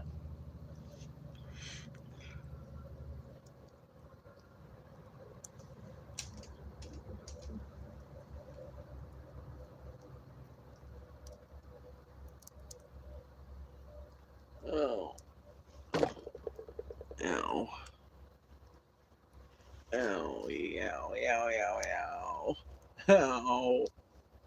Okay. Dude, I thought I was gonna get crushed by a falling branch for a second. What was Arya saying? Why the fuck should workers be retaliated against for demanding workers' rights? That's a good point. Why should they be? There are only so many ambulance services that can exist in any given area, so to go somewhere else, I'd be looking at driving like an hour or more after a 24-hour shift. Yeah, 100%. Getting the job, not super hard. It requires certification that takes time to complete. It's easy to get hired because places are so short-staffed, but there are only so many places. Yeah, exactly. And that's an example of being kind of landlocked and job locked to a specific area, perhaps even like a specific neighborhood or a specific, region of that area because of the availability of jobs. And, depending on the industry you're in, certifications and all that shit you're working with, you might not be able to find something that would give you the same, or right below that quality of life in a different city working the same job. There are a shit ton of considerations. The point is there has to be a baseline safety net. There has to be a baseline safety net because capitalism doesn't give a fuck about ideal conditions. And we have let capitalism run amok in this society. We have let capitalism dominate every fucking aspect of human life for way too long, and what we are left with is a shell of a society that is dysfunctional. Not just not functional, it's dysfunctional. Actively dysfunctional.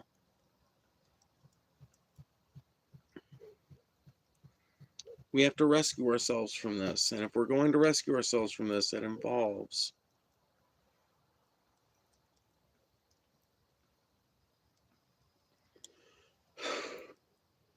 taking basic human needs out of the hands of the marketplace.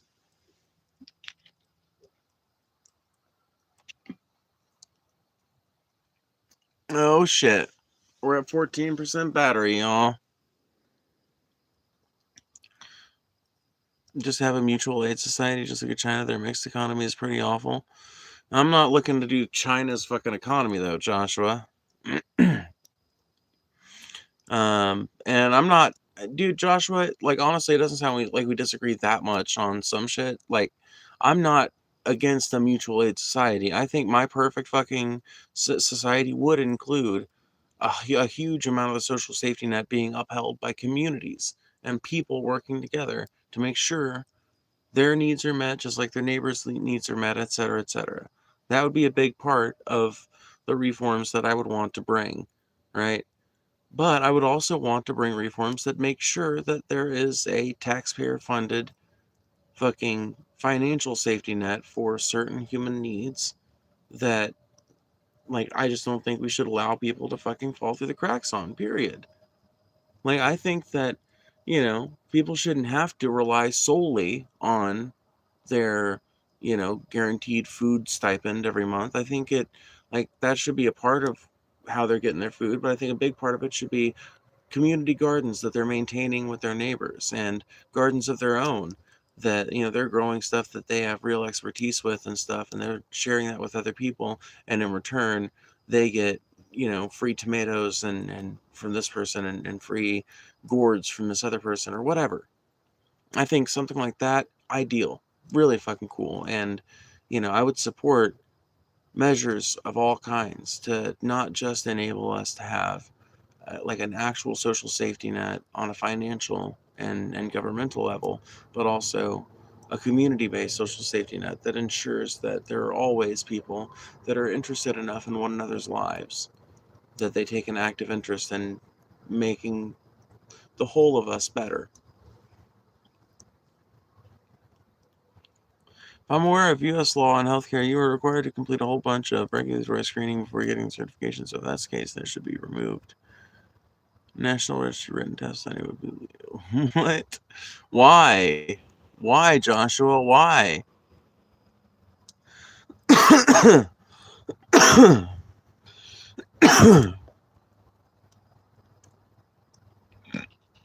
Yeah, that's the thing, Melanie. It's something you have to build.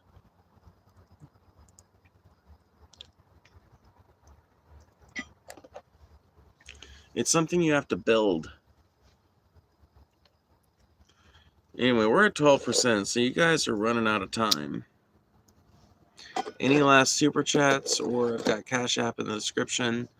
Feel free to send them now.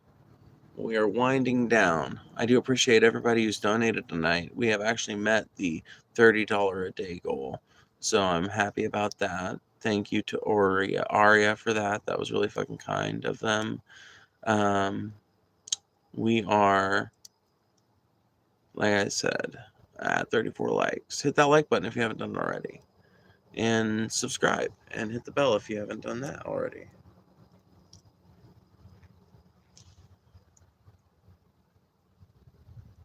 You want life-saving people out here with no training? Yeah, that's the thing. You can get the training privately. Yeah, but don't... Joshua, the reason why they've got national level regulation and written testing and all that shit is to make sure that there is a common standard that can be agreed upon by everybody and changed by public consensus. Okay?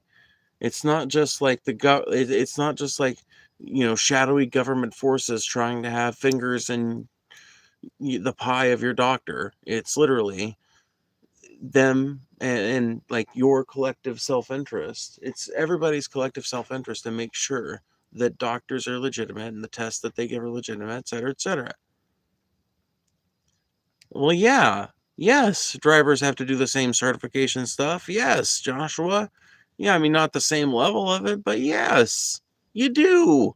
Some states even require you to go to driver's ed. Now, states I grew up in don't require that, but you still have to, like, if you're going to get your driver's license at 16, for example, in Missouri, you had to complete like 40 hours worth of driving. You had to log that in a notebook and all this other shit. Now, to be fair, a lot of times they weren't really checking a lot of this shit, but they really made it seem like they were going to. And you had to be able to pass a written test, a computer test, and then a driving test.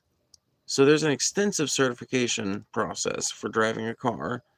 And then there's like, once every 6 or 7 years, you got to recertify. You got to go in there and make sure that you can still answer some basic questions about driving.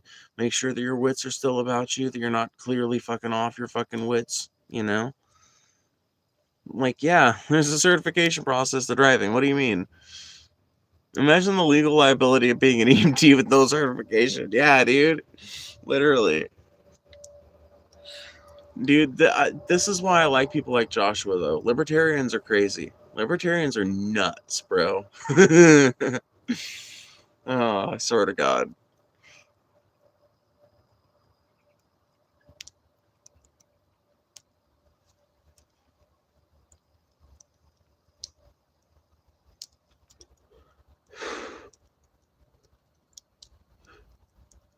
If I ever had a friend of mine that went to see a witch doctor, I just know it would be one of my libertarian friends, bro. If you hate how undersaturated the market is, then pretty much the only way it can get better is deregulation. That's not true. You know how else it can get better? By not making it a market anymore. By deprioritizing profit. Because right now, stakeholder profits are prioritized over workplace conditions and worker pay. Start prioritizing workplace conditions, deprioritize stakeholder profits. There you go. Fix the problem. It requires prioritizing people, Joshua. It requires nationalizing healthcare. If you nationalize healthcare, you no longer have a profit incentive to worry about. The object of medicine becomes to heal, to help people, not to make a profit, to help people.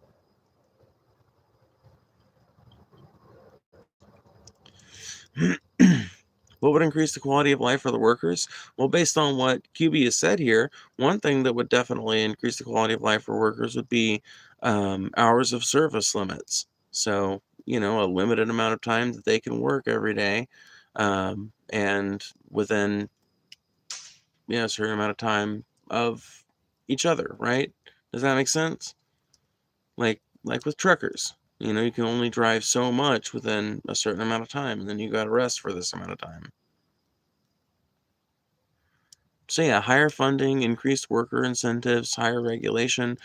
I don't even know about higher regulation, but I think regulations in medicine come out as they need to, but I think when it comes to healthcare, the biggest thing is deprioritizing profit. That really is the biggest thing. It's nationalizing healthcare. Nationalizing healthcare. You cannot regulate the private market out of prioritizing profit.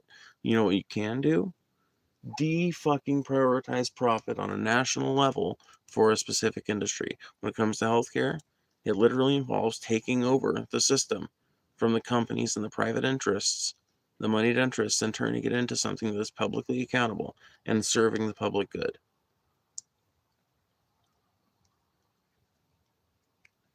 "24-hour shifts already sounds pretty bad." Yeah, exactly. Exactly. More time for breaks on shift to reduce workload. We should be running back to back. We would be running back to back even on days with a full staff entirely because they could and knew they could.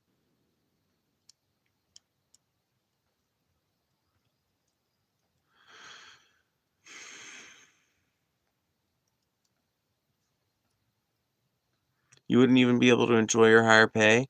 They're already working 24-hour shifts. What is it? How could it possibly get even any worse than that, Joshua? Literally, that's the problem. When you're arguing against a system like this, you're literally like the capitalism has had its fucking way with this system, and you see the fruits of it. Anyway, I've only got 5% battery left. The fire is dead. I'm going to go ahead and go. Thank you guys for hanging out tonight. I always appreciate it. It's always fun hanging out on these streams. Um, yeah, I will see you guys around some other time. Peace and love. Peace and love. See you later. Do do do do do do do do do do do do do do do do do.